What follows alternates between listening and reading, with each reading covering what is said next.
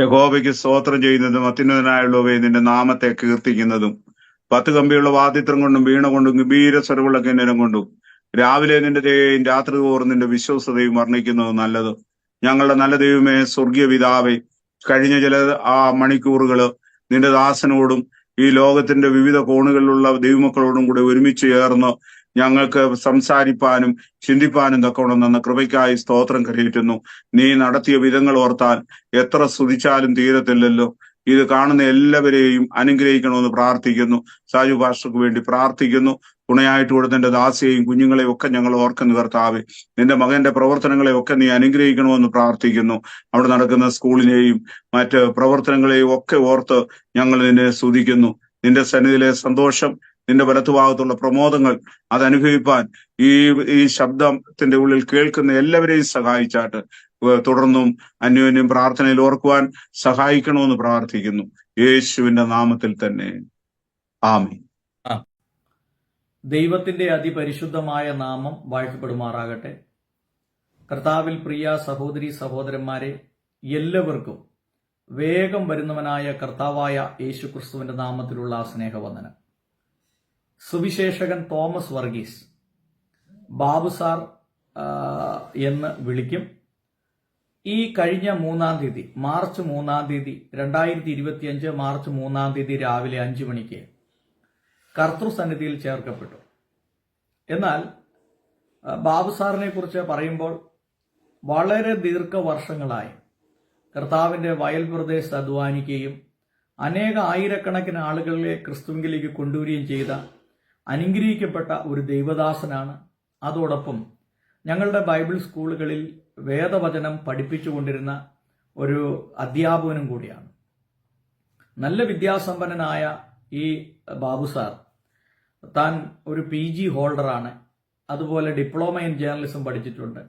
Times of ഇന്ത്യയിലും മലയാള മനോരമയിലും ഈ പത്രങ്ങളിൽ സേവനമനുഷ്ഠിച്ചിട്ടുണ്ട്. എന്നാൽ താൻ അതൊക്കെ ഉപേക്ഷിച്ചിട്ട് ഒരു സുവിശേഷകനായി ലോകത്തിന്റെ നാനാഭാഗങ്ങളിൽ കടന്നുപോയി കർത്താവിന്റെ വചനം പങ്കുവെക്കുകയും ഒരു ദിവസം 2-3 മീറ്റിങ്ങുകളിൽ പങ്കെടുത്ത് അനേകരെ ക്രിസ്തുവിലേക്ക് നടത്തുകയും രോഗികളായിട്ടുള്ളവർക്ക് വേണ്ടി പ്രാർത്ഥിക്കുകയും ഭൂതഗ്രസ്തരായിട്ടുള്ളവർക്ക് ഒക്കെ വേണ്ടി പ്രാർത്ഥിക്കുകയൊക്കെ ചെയ്ത് അനേകരെ തങ്ങളുടെ ജീവിതത്തിന്റെ യാഥാർത്ഥ്യങ്ങളിലേക്ക് തിരിച്ചു കൊണ്ടുവരാനായിട്ട് ബാബു സാർ മുഖേന ഇടയായിട്ടുണ്ട്. അനേക മദ്യപാനികളായിട്ടുള്ള ആളുകൾ, മറ്റ് ലഹരിക്ക് അടിമകളായിട്ടുള്ള ആളുകളെ അവരുടെ യഥാർത്ഥ ജീവിതത്തിലേക്ക് മടക്കി കൊണ്ടുവരുവാൻ ബാബു സാറിനെ കൊണ്ട് സാധിച്ചിട്ടുണ്ട്. ബാബു സാറിന്റെ ഈ വിയോഗം ഞങ്ങളെയൊക്കെ എല്ലാവരെയും വളരെ ദുഃഖത്തിലാഴ്ത്തുന്ന ഒരു സംഭവമാണ്. എന്നാൽ ചില മാസങ്ങൾക്ക് മുമ്പ് ബാബു സാറിന്റെ ജീവചരിത്രം ഒരനുഭവ സാക്ഷ്യമായി അത് പകർത്തിയെടുക്കുവാനും അത് യൂട്യൂബിൽ ഇടുവാനും എനിക്ക് സാധിച്ചിട്ടുണ്ട്. ഇന്ന് ഞാൻ ആ വീഡിയോ നിങ്ങളെ കാണിക്കാനായിട്ട് ആഗ്രഹിക്കുകയാണ്. ബാബു സാറിനെ സ്നേഹിക്കുകയും തന്റെ ശുശ്രൂഷ മേഖലകളിൽ പങ്കെടുക്കുകയും ചെയ്തിട്ടുള്ള ആളുകൾക്കൊക്കെ അത് വലിയൊരു പ്രയോജനമായിരിക്കും. ഒരു നല്ല സുവിശേഷകൻ എങ്ങനെയായിരിക്കണം, എപ്രകാരമായിരിക്കണം എന്നുള്ളതിന് നമുക്ക് അതിൽ നിന്ന് മനസ്സിലാക്കുവാനായിട്ട് കഴിയും. ബാബു സാറിന്റെ ജീവചരിത്രം മുഴുവൻ അദ്ദേഹം പങ്കുവച്ചിട്ടുണ്ട്. അത് നിങ്ങളുമായി പങ്കുവയ്ക്കുവാൻ ആഗ്രഹിക്കുകയാണ്. അതുകൊണ്ട് ഈ ജീവചരിത്രം, അദ്ദേഹത്തിന്റെ അനുഭവ സാക്ഷി നിങ്ങളെല്ലാം കേൾക്കുകയും അദ്ദേഹത്തെ ഓർത്ത് ദൈവത്തെ മഹത്വപ്പെടുത്തുകയും ചെയ്യണം എന്ന് ഞാൻ ആത്മാർത്ഥമായിട്ട് ആഗ്രഹിക്കുകയും പ്രാർത്ഥിക്കുകയും ചെയ്യുന്നു. അതുകൊണ്ട് ബാബു സാറിന്റെ ജീവചരിത്രത്തിലേക്ക്, ജീവിതാനുഭവ സാക്ഷ്യത്തിലേക്ക് നിങ്ങളെ ക്ഷണിക്കുകയാണ്. 1-2 വാക്കുകളിൽ സാറ് ഒന്ന് പരിചയപ്പെടുത്താമോ? ഞാന് ജനിച്ചു വളർന്നത് ഈ സ്നേഹപുരത്ത് തന്നെയാണ്. എന്റെ പിതാവ് വലിയൊരു ബിസിനസ്സുകാരനായിരുന്നു. എനിക്ക് 2 സഹോദരിമാരാണ് ഉള്ളത്. ഒരാള് മൂത്തയാള്, മറ്റേത് ഇളയാണ്. 1981 ഞാൻ യേശുവിനെ കർത്താവും രക്ഷിതാവുമായിട്ട് സ്വീകരിക്കുന്നു. എളുപ്പം പറഞ്ഞു കഴിഞ്ഞാൽ 81 ഡിസംബർ മാസം 10-ാം തീയതി. അത് മധ്യ കേരള CSI ഡയോസിസിലെ ഒരു പട്ടക്കാരനായിരുന്ന PC ദേവസ്യാച്ചൻ. PC ദേവസ്യാച്ചൻ അനുഗ്രഹീതനായ ഒരു കൺവെൻഷൻ പ്രസംഗനായിരുന്നു. അദ്ദേഹം കൺവെൻഷൻ പ്രസംഗത്തിന് വേണ്ടിയിട്ട് ഞങ്ങളുടെ നാട്ടിൽ വന്നു. എന്റെ ഭവനത്തിന് മുമ്പിലുള്ള ഒരു മുറ്റമെന്നോ ഗ്രൗണ്ടെന്നോ പറയാവുന്ന സ്ഥാനത്താണ് അദ്ദേഹം പ്രസംഗിച്ചത്. പ്രസംഗ വിഷയമൊന്നും എനിക്ക് അറിഞ്ഞുകൂടാ. പക്ഷെ അതില് അന്ന് അദ്ദേഹം പറഞ്ഞ ഒരു വാക്യങ്ങൾ, അത് പിന്നീടാണ് ആമോസിന്റെ പ്രവചനം 4-ാം അധ്യായം 12-ാമത്തെ വാക്യമാണെന്നൊക്കെ ഞാൻ മനസ്സിലാക്കുന്നു. അതുകൊണ്ട് ഇസ്രയേലെ, ഞാൻ ഇങ്ങനെ നിന്നോട് ചെയ്യും, ഞാൻ ഇങ്ങനെ നിന്നോട് ചെയ്യാൻ പോകുന്നത് കൊണ്ട് നിന്റെ ദൈവത്തെ എതിരേൽപ്പാൻ ഒരുങ്ങിക്കൊള്ളുക. അതാണ് എന്നെ രക്ഷയിലേക്ക് നയിച്ചത്. ഞാൻ ആ മീറ്റിങ്ങിൽ പങ്കെടുക്കുന്നില്ലായിരുന്നു. വേറെ ഒരു സ്ഥാനത്ത് ഇരുന്നു കൊണ്ട് വേറെ ജോലി ചെയ്തുകൊണ്ടിരിക്കുന്ന സമയത്താണ്, ഒരു ഓവർ ഹിയറിംഗ് ആയിട്ടാണ് ഈ വാക്യം കേൾക്കുന്നത്. ഏതായാലും അതെന്നെ ഒരുപാട് കർത്താവിലേക്ക് അടുപ്പിക്കാനായിട്ട് ഇടയായി. അതാണ് രക്ഷയുടെ സന്തോഷത്തിലേക്ക് വരുവാനായിട്ടുള്ള കാരണം. പക്ഷെ അതിനു മുമ്പ് ചില കാര്യങ്ങളൂടെ പറയേണ്ടത് ആവശ്യം. ഞാൻ ജനിച്ചത് 1955 മാർച്ച് മാസം 23-ാം തീയതിയാണ്. എന്റെ വല്യപ്പച്ചനും വല്യമ്മച്ചിക്കും 6 മക്കളാണ് ഉണ്ടായിരുന്നത്. പിതാവിന്റെ ഭവനത്തിലെ കാര്യമാണ് ഞാൻ പറയുന്നത്. ഈ 6 മക്കളില് 4 ആണുങ്ങളും 2 സ്ത്രീകളുമാണ്. ഇവർക്കെല്ലാം നേരത്തെ ജനിച്ചതെല്ലാം പെൺകുട്ടികളാണ്. അപ്പോ സാധാരണ അന്നത്തെ കാലത്തുള്ള ആ ഭവനങ്ങളിൽ നടക്കുന്നത് പോലുള്ള ഒരു ക്രമീകരണം അവിടെയും നടന്നു. ഇനി ഒരു കുട്ടി ഉണ്ടായാൽ അതിനെ സുവിശേഷ വേലയ്ക്ക് വിടാമെന്ന് ഇവരെല്ലാം കൂടെ ഒരു കുടുംബ പ്രാർത്ഥനയിൽ വെച്ച് ഒരു തീരുമാനമെടുത്തു. അങ്ങനെയാ ഞാൻ ജനിക്കുന്നത്. പക്ഷെ എനിക്ക് സുവിശേഷത്തോട് യാതൊരു താല്പര്യവുമില്ല.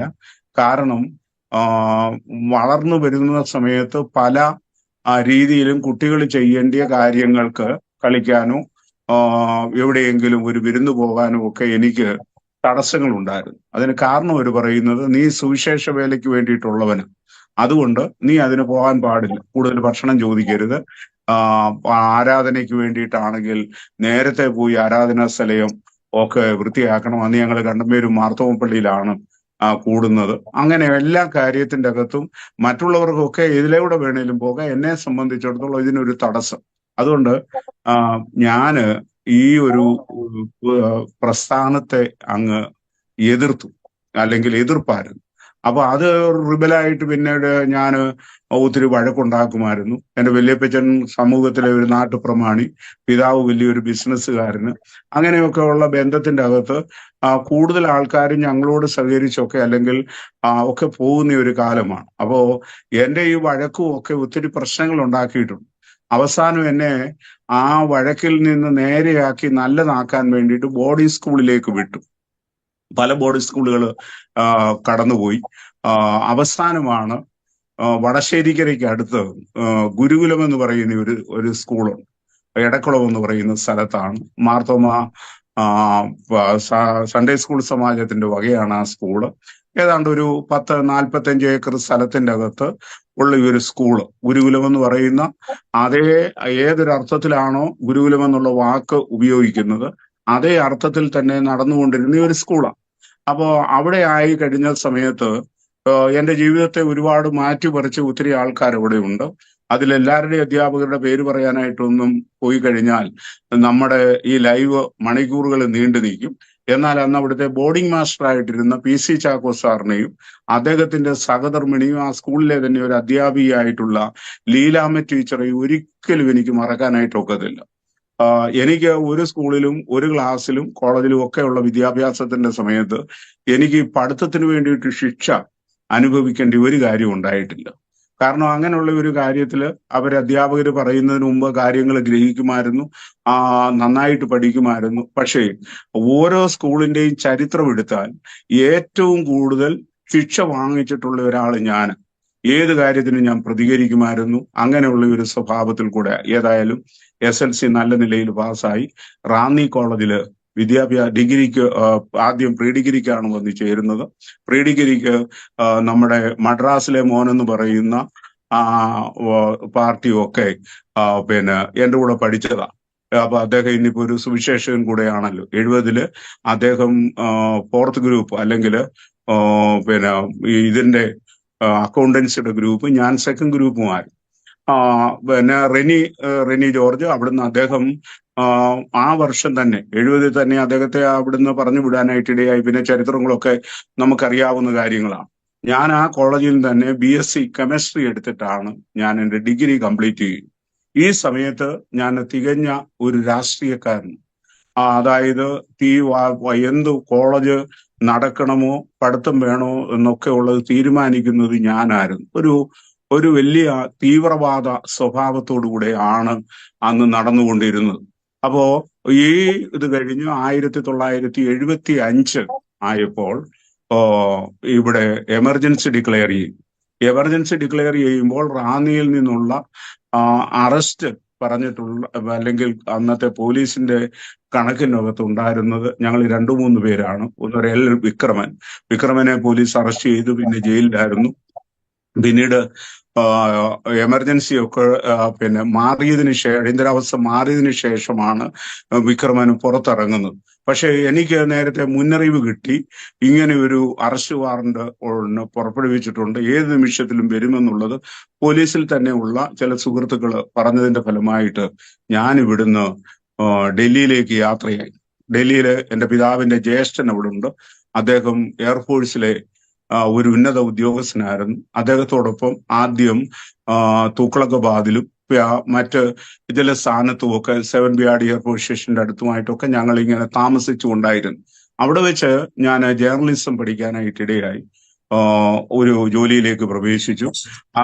എമർജൻസിക്ക് ഒരയവ് വന്നു കഴിഞ്ഞപ്പോ വീണ്ടും ഞാൻ നാട്ടിലേക്ക് വന്നു. ഞാൻ ഈ കേരളം വിടുന്നതിന് മുമ്പ് അങ്ങനൊന്നും മദ്യപിച്ചിട്ട് ഒന്നുമില്ല. എന്റെ വിചാരം, ഞാൻ എൻ്റെ ജീവിതത്തിൽ ആദ്യമായിട്ട് മദ്യപിക്കുന്നത് 74 ഇന്ന് ഞാൻ ഓർക്കുന്നു. 74 ജൂലൈ 26-ാം തീയതി റാന്നിയിലുള്ള ഒരു ഹോട്ടലിൽ വെച്ചാണ് ആദ്യമായിട്ട് മദ്യം ഉപയോഗിക്കുന്നത്. അപ്പോ ആ മദ്യം എങ്ങനെയാ ഉപയോഗിക്കുന്നതെന്നൊന്നും എനിക്ക് അറിഞ്ഞുകൂടാ. എന്റെ ഭവനത്തിൽ എന്റെ പിതാവോ മറ്റുള്ളവരോ ആരും അങ്ങനെ അതിനുള്ളതല്ല. അപ്പോ ചിലർ ഒരു കുപ്പി കള്ളു കുടിച്ചെന്നൊക്കെ പറയുന്നത് കേട്ടുകൊണ്ട് അന്ന് ഈ കൊണ്ടുവന്ന ഫോറിൻ ലിക്വർ ഒരു ഗ്ലാസ്സോളം ഞാൻ കുടിച്ചു. പിന്നീട് കാണിച്ച പേക്കൂത്തുകളൊന്നും പറയണ്ട. അതാണ് കോളേജിൽ പഠിക്കുന്ന സമയത്തുള്ള ഒരു മദ്യപാൻ. അതിനുശേഷം അങ്ങനെയൊന്നും മദ്യപിച്ചിട്ട് ഒന്നുമില്ല. എന്നാൽ ഡൽഹിയിലത്തെ വാസം ഒത്തിരിയൊക്കെ ഈ മദ്യത്തിന്റെ ഒരു അടിമത്തത്തിലേക്ക് കടന്നുപോയി. ഈ സമയത്തൊക്കെ എൻ്റെ അമ്മ എനിക്ക് വേണ്ടിയിട്ട്, അമ്മയും അപ്പനും, അമ്മയ്ക്ക് കൂട്ടായ്മക്കാർ ഒത്തിരി പേരുണ്ട്, അവരെല്ലാവരും പ്രാർത്ഥിക്കുമായിരുന്നു. അപ്പോ ഞാൻ എൻ്റെ ജോലിയോടുള്ള പൊസിഷനും മറ്റേതുമൊക്കെ, അന്ന് ഇന്നത്തെ ഇതുപോലെ ടെലിഫോണിനുള്ള സൗകര്യമൊന്നും 75 കാലഘട്ടങ്ങളിലില്ല. കത്തൊക്കെ അയക്കുമ്പോൾ വളരെ ഇതായിട്ട് പറയാറുണ്ട്. പക്ഷെ എന്തെല്ലാം പറഞ്ഞാലും അമ്മയ്ക്ക് അത് ബാധകമല്ല. അമ്മ പറയും, നീ കർത്താവിന്റെ ഒരു വേലക്കാരനാകാനാണ് ഞാൻ ആഗ്രഹിക്കുന്നത്. എനിവേ ഞാൻ നാട്ടിലേക്ക് തിരിച്ചെത്തി കഴിഞ്ഞതിന് ശേഷം എൻ്റെ പിതാവിനന്ന് കുറച്ചേറെ വാഹനങ്ങളുണ്ട്. കേരള തമിഴ്നാട് ഡബിൾ ടാക്സ് ആയിട്ട് ഓടുന്ന ഒത്തിരി വാഹനങ്ങളുണ്ട്. അപ്പൊ അതിന്റെ അങ്ങനെയുള്ള ഈ ഡബിൾ ടാക്സ് വാഹനങ്ങളുടെ, ഇന്റർസ്റ്റേറ്റ് വാഹനങ്ങളുടെ ഒരു ഓണേഴ്സിന്റെ ഒരു അസോസിയേഷൻ ഉണ്ട്. അതിന്റെ പ്രസിഡന്റായിട്ടും ഒക്കെ അദ്ദേഹം പ്രവർത്തിക്കുകയും കൂടുതൽ സമയം തമിഴ്നാട്ടില് ഉള്ള ചെങ്കോട്ടയിലെ ഇന്നത്തെ ബസ് സ്റ്റാൻഡിന്റെ അടുത്തുള്ള ഒരു ടൂറിസ്റ്റ് ലോഡ്ജ് ഉണ്ട്. അവിടെ അദ്ദേഹം താമസിക്കുന്നത്. ചിലപ്പോഴൊക്കെ വീട്ടിലൊക്കെ വരും എന്നുള്ളത് ആണ് പിന്നെ അന്നത്തെ സമയത്തുണ്ടായിരുന്നു. അപ്പോ എന്നെ സംബന്ധിച്ചിടത്തോളം ഞാൻ പിതാവിന്റെ ബിസിനസിന്റെ അകത്ത് കൂടുതൽ ഇടപെട്ട് കഴിഞ്ഞതിന് ശേഷം നല്ലവണ്ണം മദ്യപിക്കുകയൊക്കെ ചെയ്യുമായിരുന്നു.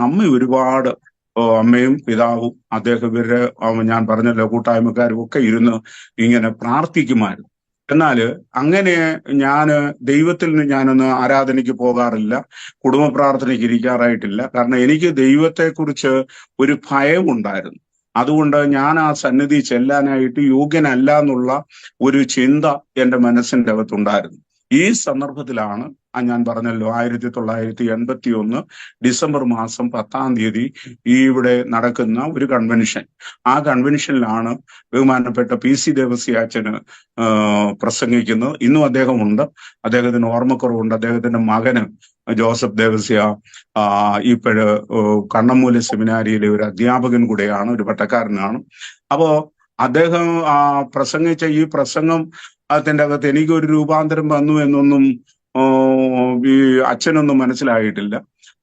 പ്രസംഗം കഴിഞ്ഞു. ഇവര് ഭക്ഷണം കഴിഞ്ഞ് ഭവനത്തിൽ നിന്ന് യാത്രയായി. ഞാൻ അതിന് ശേഷമാണ് ഭക്ഷണം കഴിക്കാൻ ചെന്നിരുന്നത്. അപ്പൊ ഈ ഭക്ഷണം കഴിക്കാനായിട്ട് ചെന്നിരുന്നു കഴിഞ്ഞപ്പോ ഞാൻ കേൾക്കുന്നത് ഭയങ്കരമായ ശബ്ദത്തില് ഈ വാക്യമാണ്. അതുകൊണ്ട് ഇസ്രയേലേ, ഞാൻ ഇങ്ങനെ നിന്നോട് ചെയ്യും, നീ നിന്റെ ദൈവത്തെ എതിരേൽപ്പാൻ ഒരുങ്ങിക്കൊള്ളുക എന്നുള്ളത്. ഈ വാക്യം അല്ലെങ്കിൽ ഈ ശബ്ദം ഇങ്ങനെ കേൾക്കുമ്പോൾ ഞാൻ വളരെ ചൂടായിട്ടാണ് സംസാരിക്കുന്നത് എൻ്റെ അമ്മയുടെ അടുത്ത്. ഞാൻ പറഞ്ഞു, രാത്രിയിൽ ഒരു 10 മണി വരെ നിങ്ങൾ യോഗം നടത്തി, ഇത് കഴിഞ്ഞിട്ട് വീണ്ടും അത് റെക്കോർഡ് ചെയ്ത് കേൾപ്പിക്കുന്ന ആരെ കേൾപ്പിക്കാന്? അമ്മ ഉടനെ ശാന്തമായിട്ട് പറഞ്ഞു, നിന്റെ ഉള്ളിൽ കിടക്കുന്ന കള്ള അത് പറയുന്നു, അതല്ലാതെ അവിടെങ്ങും ആരും മൈക്ക് പ്രസംഗം കഴിഞ്ഞ് എല്ലാരും പോയി. ഞാൻ പെട്ടെന്ന് വന്ന് നോക്കുമ്പോൾ ഈ മൈക്ക് ഓപ്പറേറ്റർക്ക് ഒരു കട്ടിലും ഒക്കെ കൊടുത്തിട്ടുണ്ട്. അദ്ദേഹത്തിന്റെ സാധനത്തെ ഒക്കെ സംരക്ഷിച്ചുകൊണ്ട് ഞങ്ങളുടെ പോർച്ചിൽ കിടക്കുക. അപ്പൊ അവിടെ മൈക്കിന് ഒന്നും ഓണും ആയിട്ടില്ല. പക്ഷെ ഞാൻ അകത്ത് കയറി വന്നിരുന്ന് ഭക്ഷണം കഴിക്കാൻ തുടങ്ങുമ്പോൾ ഈ ശബ്ദം പിന്നെയും എന്റെ ചെവിയിൽ ഇങ്ങനെ മുഴങ്ങുക, നിന്റെ ദൈവത്തെ എതിരേൽപ്പാൻ ഒരുങ്ങിക്കൊള്ളുക, നിന്റെ ദൈവത്തെ എതിരേൽപ്പാൻ ഒരുങ്ങിക്കൊള്ളുക. ഇത് സഹിക്കാൻ മേലാതെ അവിടെ കിടന്നിരുന്ന ഞങ്ങളുടെ ഒരു വാഹനം എടുത്തുകൊണ്ട് ഞാൻ റാന്നിയിൽ പോയി മദ്യം ലഭിക്കാവുന്ന സകല സ്ഥലങ്ങളിലും കയറി ഇറങ്ങി. എത്ര മദ്യപിച്ചിട്ടും എന്റെ ശരീരത്തിന് പിടിക്കുകയോ ഒന്നുമില്ല. അവസാനം വളരെ പരീക്ഷണനായിട്ടാണ് ഞാൻ ഒരു 4 മണിയൊക്കെ ആകുമ്പോൾ എന്റെ വീട്ടിൽ തിരിച്ചെത്തുന്നത്. എന്റെ ജീവിതത്തിലെ ആദ്യത്തെ പ്രാർത്ഥന അന്നാണ്. ഞാൻ വന്നു കയറി കഴിഞ്ഞതിന് ശേഷം എന്റെ മുറിയിൽ കയറിയിട്ട് ഞാൻ ഇങ്ങനെ പറഞ്ഞു, അത് പ്രാർത്ഥന എന്ന് പറയാമോ എന്ന് എനിക്ക് അറിഞ്ഞുകൂടാ. നീ ഉണ്ടെന്നാ എല്ലാരും പറയുന്നു, നീ ഉണ്ടെങ്കിൽ എനിക്കിപ്പം കിടന്നുറങ്ങണം. അത് തന്നെയല്ല, നാളെ എഴുന്നേറ്റാൽ ഒരിക്കലും മദ്യപിക്കാൻ എനിക്ക് തോന്നരുത്.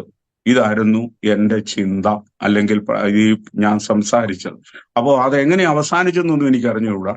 ഞാൻ കിടന്നു. അതിരാവിലെ എഴുന്നേറ്റ് കഴിഞ്ഞാൽ ആദ്യം ചെയ്യുന്നത് സിഗരറ്റ് വലിക്കുവാൻ. ഞാനൊരു ചെയിൻ സ്മോക്കറായിരുന്നു. അതായത് പനാമ സിഗരറ്റാണ് എന്റെ ബ്രാൻഡായിട്ടുണ്ടായിരുന്നത്. അതിന്റെ ഒരു 4 പാക്കറ്റ്, അതായത് ഒരു പാക്കറ്റില് 20 സിഗരറ്റ് വെച്ചാണ് 4 പാക്കറ്റ് എന്ന് പറയുന്നത് 80 സിഗരറ്റ്. അത് മിക്കവാറും തീർന്നു കഴിയുമ്പോൾ പിറ്റേ ദിവസം രാവിലത്തേക്കൊന്നും കാണത്തില്ല. രാവിലെ പിന്നെ പഴയ കുറ്റി തപ്പി എടുത്ത് വലിക്കുന്ന ആ ഒരു രീതിയാണ് ചെയ്തുകൊണ്ടിരുന്നത്. പക്ഷെ അന്ന് എനിക്ക് സിഗരറ്റ് വലിക്കണമെന്നില്ല. അത് കഴിഞ്ഞാല് തലക്കഴുത്ത് തന്നെ കുപ്പി കാണും. ആ കുപ്പിയിൽ നിന്ന് ഡയറക്റ്റ് ആയിട്ട്, ഞാൻ ഒരിക്കൽ പോലും മദ്യപിക്കുന്ന കാലത്ത് വെള്ളം ചേർത്ത് മദ്യപിക്കുന്ന അല്ലെങ്കിൽ സോഡ ചേർത്ത് മദ്യപിക്കുന്ന ഒരു സ്വഭാവമേ എനിക്കില്ലായിരുന്നു. അപ്പൊ ഡയറക്റ്റ് ആയിട്ട് കുടിക്കുകയാണ്. അത് എത്ര എരിഞ്ഞു കയറുന്ന രീതിയിലാണെങ്കിൽ പോലും അങ്ങനെ ഒരു താല്പര്യമില്ലാത്ത, അല്ലെങ്കിൽ അങ്ങനെ ഒരു താല്പര്യമാണ് എനിക്ക് ഉണ്ടായിരുന്നത്. അപ്പൊ അന്ന് കുടിക്കണമെന്നില്ല, വലിക്കണമെന്നില്ല, എനിക്ക് ബൈബിള് വായിക്കണം. അപ്പൊ എന്റെ വീട്ടിലൊരു പ്രേയറിന് വേണ്ടിയിട്ടുള്ള ഒരു മുറിയുണ്ട്. എല്ലാ ദിവസങ്ങളിലും അവിടെ തിങ്കളാഴ്ച ദിവസം അന്നത്തെ കാലത്തെ പ്രഗത്ഭനായിട്ടുള്ള അല്ലെങ്കിൽ ഇന്നത്തെ നമ്മുടെ വിശ്വവാണിയുടെ ഒക്കെ ചുമതല വഹിക്കുന്നതായിട്ടുള്ള, ട്രാൻസിറ്റ് വേളിയുടെ ചുമതല വഹിക്കുന്നതായിട്ടുള്ള ജോർജ് ഫിലിപ്പിന്റെ പിതാവ് കൊച്ചുണ്ണിച്ചാനും അങ്ങനെയുള്ള പലരും അവിടെ വന്നിട്ട് ആഴ്ചയിൽ 2-3 ദിവസം കൂട്ടായ്മകളുണ്ട്. ആ കൂട്ടായ്മയുടെ ഒക്കെ ഉദ്ദേശം എന്ന് പറയുന്നത് എന്റെ മാനസാന്തരത്തിന് വേണ്ടിയിട്ടാണ്. പക്ഷേ ഞാൻ ഇങ്ങനെ വഴുതി നടക്കുന്ന രീതിയിൽ ഇവരുടെ ആർക്കും പിടികൊടുക്കാറില്ല. ഈ മീറ്റിങ്ങുകളെ ഒക്കെ ഞാൻ അവോയ്ഡ് ചെയ്തുകൊണ്ടാണ് മറ്റേതും കൂടെ ആയിട്ട് കടന്നു പോകുന്ന അവസരം ഉണ്ടായിരുന്നു. അങ്ങനെ പോകുന്ന സന്ദർഭത്തില് ആണ് ഈ ബൈബിൾ എടുത്ത് ഞാൻ വായിച്ചു. ഈ ബൈബിള് വായിച്ച് കഴിഞ്ഞപ്പോൾ അത് എന്റെ മനസ്സിലേക്ക് ഇതൊന്നും കയറുന്നില്ല. പക്ഷെ ഇത് വായിക്കാൻ തുടങ്ങി എനിക്ക് തോന്നി ഒരു 10-12 അധ്യായമെങ്കിലും ഞാൻ തുടർച്ചയായിട്ട് വായിച്ചു. അത് എടുത്തുകൊണ്ട് പോകുന്നത് എന്റെ വീട്ടിൽ നിന്ന് ഞാൻ ആദ്യം അവസാനമായിട്ട് നടത്തിയ ഒരു മോഷണമാണ്. ഈ പ്രയർ മുറിയിൽ നിന്ന് ഈ ബൈബിൾ എടുത്തിട്ട് എന്റെ കയ്യിലേക്കകത്തേക്ക് ആക്കിയിട്ടാണ് മുറിയിലേക്ക് ഓടിക്കയറുന്നത്. കാരണം അത് കാര്യം കാണരുതെന്നുള്ള ഒരു ചിന്തയോടുകൂടെയാണ് അങ്ങനെ കയറുന്നത്. അവിടെ ഇരുന്ന് കഴിഞ്ഞപ്പോൾ എനിക്കൊരു ഭയങ്കരമായിട്ടുള്ള പ്രയാസമായി എൻ്റെ മനസ്സിലേക്ക് വരുന്നു. ഞാൻ ചെയ്ത പല തെറ്റുകളും കാര്യങ്ങളും ഒക്കെ എൻ്റെ മനസ്സിലേക്ക് ഇങ്ങനെ കടന്നു പോകും. അവസാനം ഞാൻ ഒരു വിധത്തില് ഈ ശോഭം അല്ലെങ്കിൽ അന്തരത്തിന്റെ അകത്തെ പ്രയാസവും നടക്കിയിട്ട് ഞാൻ പറഞ്ഞു, എന്റെ അമ്മ പറഞ്ഞു, ഞാൻ ജനിക്കുന്നതിന് മുമ്പ് എന്റെ ജനങ്ങളും എന്റെ വല്യപ്പച്ചനും എല്ലാരും പറയുന്ന ഒരു കാര്യം ഉണ്ടായിരുന്നു. ഞാന് സുവിശേഷ വേലയ്ക്ക് വേണ്ടിയിട്ടുള്ളതാണ് അതില്. പക്ഷെ അവര് പറഞ്ഞതുകൊണ്ട് ഞാൻ പോകാൻ തയ്യാറല്ല. എനിക്ക് 2 സാക്ഷികളെ തരണം. 2 പേര് എന്നോട് ഇന്ന് തന്നെ പറയണം ഞാൻ സുവിശേഷ വേലയ്ക്ക് ഇറങ്ങണമെന്ന്. അത് ഒരാള് എന്നെ അറിയാവുന്നതായിരിക്കണം, ഒരാൾ അറിയാത്തതാണെങ്കിലും കുഴപ്പമൊന്നുമില്ല എന്ന് പറഞ്ഞു. അപ്പോ ഇത് കഴിഞ്ഞ് ഇങ്ങനെ അല്ലെ ദൈവത്തോട് ദൈവം എന്റെ മുമ്പിൽ ഉണ്ടെന്നുള്ള ഒരു ചിന്തയോടുകൂടെയാണ് ഇങ്ങനെ പറയുന്നത്. അങ്ങനെ പറഞ്ഞുകൊണ്ടിരിക്കുന്ന സമയത്ത് ഒരു വാഹനം വന്ന് എന്റെ മുറ്റത്ത് നിന്നു.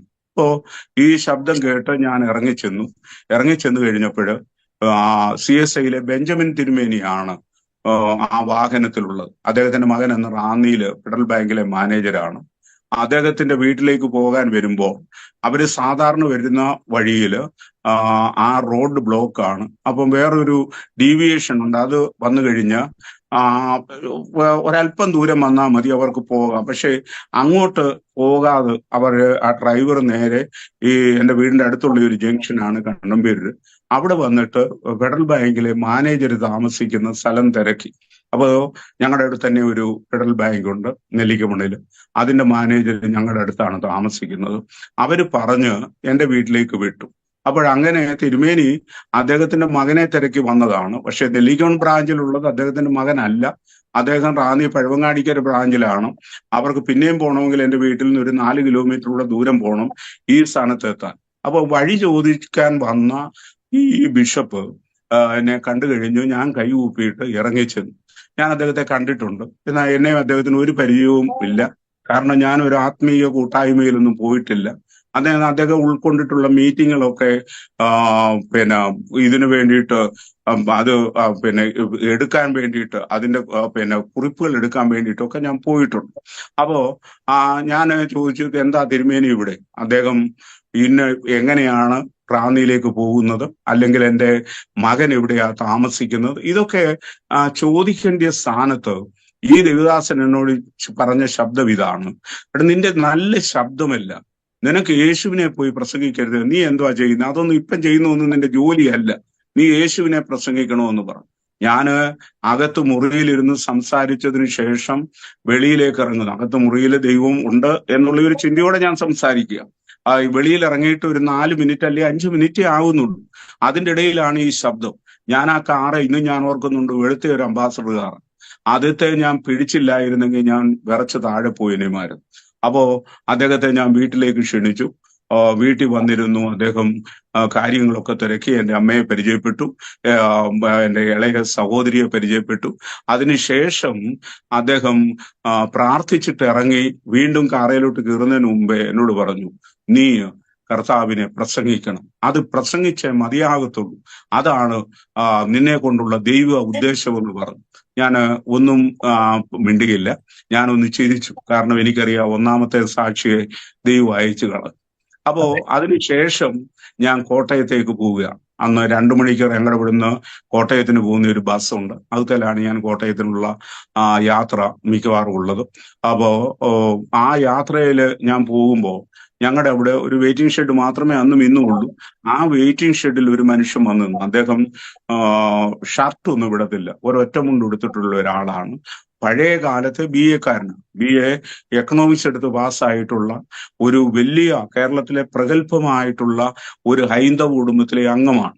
അദ്ദേഹം ഒരിക്കലും ഒരുപാട് വായിക്കുന്ന ആളാണ്. അങ്ങനെ അദ്ദേഹം ബൈബിള് വായിക്കാനായിട്ടിടയായതിനു ശേഷം പൂർണ്ണ സമയ സുവിശേഷ വേലയാണ്. അദ്ദേഹം റോഡ് നീളെ നടന്ന് പ്രസംഗിക്കും. ആരെങ്കിലും ഒരു ദിവസത്തെ ചെലവിനുള്ള പണം ഈ ദേവദാസന് കൊടുത്താൽ, അത് 10 രൂപയാണെങ്കിൽ അത് കിട്ടിക്കഴിഞ്ഞാൽ പിന്നെ ആരെല്ലാം ലക്ഷങ്ങൾ കൊടുത്താലും വാങ്ങിക്കുകയില്ല.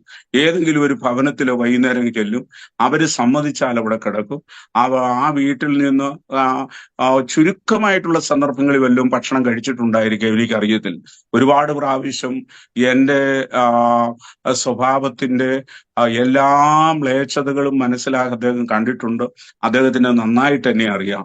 എന്നോട് ഒരിക്കൽ പോലും യേശുവിനെ കുറിച്ച് സംസാരിക്കണമെന്നോ യേശുവിന് വേണ്ടിയിട്ട് ജീവിക്കണമെന്നോ ഈ ദേവദാസൻ എന്നോട് പറഞ്ഞിട്ടില്ല. പക്ഷെ അന്ന് വെയിറ്റിംഗ് ഷെഡിൽ വെച്ച് എന്നോട് പറഞ്ഞു, മോനെ, നമുക്കൊരു കാര്യം ചെയ്യാം, നമുക്ക് 2 പേർക്കും കൂടെ ഈ അനേകരോട് പ്രസംഗിക്കുന്നതിന് മോൻ പ്രസംഗിന് ഞാൻ സെക്കൻഡ് ചെയ്ത് പറയാം. അന്നത്തെ കാലത്ത് 81-ലൊക്കെ ഈ പ്രസംഗം ഏറ്റുപറയുന്ന ഒത്തിരി ആൾക്കാരുണ്ട്. ഇദ്ദേഹം പറഞ്ഞു, ഞാൻ ഏറ്റുപറയാം, നീ പ്രസംഗിക്കണമെന്ന് പറഞ്ഞു. സാക്ഷികൾ രണ്ടും ഞാൻ ചോദിച്ചതുപോലെ തന്നെ കിട്ടി. എനിക്ക് മനസ്സിലായി എന്നെ കൊണ്ട് ദൈവം എന്താണ് ഉദ്ദേശിക്കുന്നത്. ഞാൻ അതോടുകൂടെ എൻ്റെ ജോലിയോട് ഉള്ള രാജിവെച്ചു. അടുത്ത് എനിക്ക് വേദപുസ്തകം ഒന്നും അറിയത്തില്ല. സുവിശേഷം പറയണമെന്ന് എനിക്ക് ആഗ്രഹമുണ്ട്. കോട്ടയം ബൈബിൾ സൊസൈറ്റിയുടെ നിന്ന് ചെന്ന് ഒരു പെട്ടി ട്രാക്ട് എടുക്കും. ആ ട്രാക്ട് എടുത്തു കഴിഞ്ഞിട്ട് ഞാൻ വായിക്കും. അത് കോട്ടയത്തെ പഴയ പ്രൈവറ്റ് ബസ് സ്റ്റാൻഡിലും ഉച്ച കഴിഞ്ഞതിന് ശേഷം ട്രാൻസ്പോർട്ട് ബസ് സ്റ്റാൻഡിലും നിന്ന് വിതരണം ചെയ്യുമായിരുന്നു. ഇന്നും ആ ട്രാക്ട് വിതരണം ചെയ്യുന്നത് എൻ്റെ ഒരു സ്വഭാവമാണ്. എൻ്റെ വിചാരം കോട്ടയത്ത് ബൈബിൾ സൊസൈറ്റിയിൽ നിന്ന് ഏറ്റവും കൂടുതൽ ട്രാക്റ്റുകൾ എടുക്കുന്നതിൽ ഒരാൾ ഞാനാണ്, ഈ കോവിഡിന്റെ മുമ്പ് വരെയും. കാരണം അതിനുശേഷം എൻ്റെ ശാരീരികമായ പ്രയാസങ്ങൾ കൊണ്ട് എടുത്തിട്ടില്ല. ഒരാണ്ടിലൊരു 3-4 ലക്ഷം ട്രാക്റ്റുകൾ എടുക്കും. കാരണം ഇത്രയും വില കുറച്ച് തുച്ഛമായ 1 പൈസ 2 പൈസയൊക്കെ വിലയ്ക്കാണ് ഈ ബൈബിൾ സൊസൈറ്റി മനോഹരമായിട്ടുള്ള പ്രിന്റിങ്, മൾട്ടി കളർ പ്രിന്റിങ്ങിൽ ഈ ട്രാക്ട് കൊടുക്കുന്ന. ആരെയും കുത്താവുന്നതല്ല, യഥാർത്ഥമായ യേശു കർത്താവിനെ കുറിച്ചുള്ള ഒരു സൂചന നൽകുന്നതാണ്. അപ്പൊ ഇങ്ങനെ ചെയ്തുകൊണ്ടിരിക്കുന്ന അവസരങ്ങളിൽ കോട്ടയത്തിന് മറ്റൊരു പ്രത്യേകതയുണ്ട്. കോട്ടയത്ത് എപ്പോഴും കൂട്ടായ്മയും പഴയ കാലഘട്ടങ്ങളിൽ. അത് തൊഴിലാളിക്കുള്ള കൂട്ടായ്മയുണ്ട്, മുതലാളിക്കുള്ളതുണ്ട്, അധ്യാപകർക്കുള്ളതുണ്ട്, മറ്റുള്ള ബസ്സിലെ ജോലിക്കാർക്കുണ്ട്, എല്ലാവർക്കും ഉള്ളതുണ്ട്. അപ്പോ ഈ കൂട്ടായ്മകളിലൊക്കെ ഞാൻ പോയി പങ്കെടുക്കുമായിരുന്നു. പങ്കെടുക്കുന്ന സമയത്തുള്ള ഈ ഒരു പ്രശ്നം എന്താണെന്ന് ചോദിച്ചു കഴിഞ്ഞാൽ, എനിക്ക് ഈ വേദപുസ്തകം ഒന്നും അറിയത്തില്ല. ആരെങ്കിലും എന്നോട് പ്രസംഗിക്കുന്ന കൂട്ടത്തിൽ യെശയ്യാ പ്രവാചകന്റെ പുസ്തകം എന്ന് പറയുമ്പോൾ ഞാൻ നേരിട്ട് യെശയ്യാ പ്രവാചകന്റെ പുസ്തകത്തിലേക്ക് പോകാൻ എനിക്ക് അറിഞ്ഞുകൂടാ. ആദ്യത്തെ ഇൻഡെക്സ് എടുക്കും. ഇൻഡെക്സ് എടുത്തിട്ട് എവിടെയാണെന്ന് നോക്കും. അതിന്റെ പേജ് എടുത്ത് വന്നു കഴിഞ്ഞിട്ടാണ് യെശയ്യാ പ്രവചനത്തിൽ വരുന്നത്. അപ്പോഴത്തേക്ക് ഈ പ്രസംഗകൻ അവിടുന്ന് മത്തായിയുടെ സുവിശേഷത്തിലേക്ക് പോയിരിക്കാം. അപ്പൊ ഇത് കണ്ടു കഴിയുമ്പോൾ അടുത്തിരിക്കുന്നവരൊക്കെ ഒരു പരിഹാസ ചിരിയോടുകൂടെയാണ് ഇങ്ങനെ കടന്നു പോകുന്നത്. അപ്പോ ഇതെന്നെ ഒരുപാട് വേദനിപ്പിച്ചിട്ടുണ്ട്. വേദനിപ്പിച്ചെന്ന് പറഞ്ഞാൽ അവർ പരിഹസിക്കുന്നതോ മറ്റേതൊന്നുമല്ല. എനിക്കിത് അറിയത്തില്ലല്ലോ, ഞാൻ ഒന്നും അറിയാത്തവനും പൊട്ടനുമായിരുന്നു എന്ന് ആസാഫ് പറയുന്നത് പോലെ ആയിപ്പോയല്ലോ ഞാനെന്നുള്ള ഒരു ചിന്തയോട് ഞാൻ പല ദിവസങ്ങൾ ദൈവത്തോട് പ്രാർത്ഥിക്കാനായിട്ട് തുടങ്ങി. എനിക്ക് വേദപുസ്തകം പറയാൻ സാധിക്കണം. എനിക്ക് വേദപുസ്തക ദൈവവചനം എൻ്റെ ഹൃദയത്തിൽ എഴുതി കിട്ടണം. അപ്പൊ ഇരിക്കുന്ന സമയത്താണ് തിരുവട്ടാർ ആർ കൃഷ്ണൻകുട്ടി, അദ്ദേഹം കരിയമ്പിലാവില് വന്നിട്ട് കരിയമ്പിലാവ് സ്കൂളില് വന്നൊരു പ്രസംഗം നടത്തി.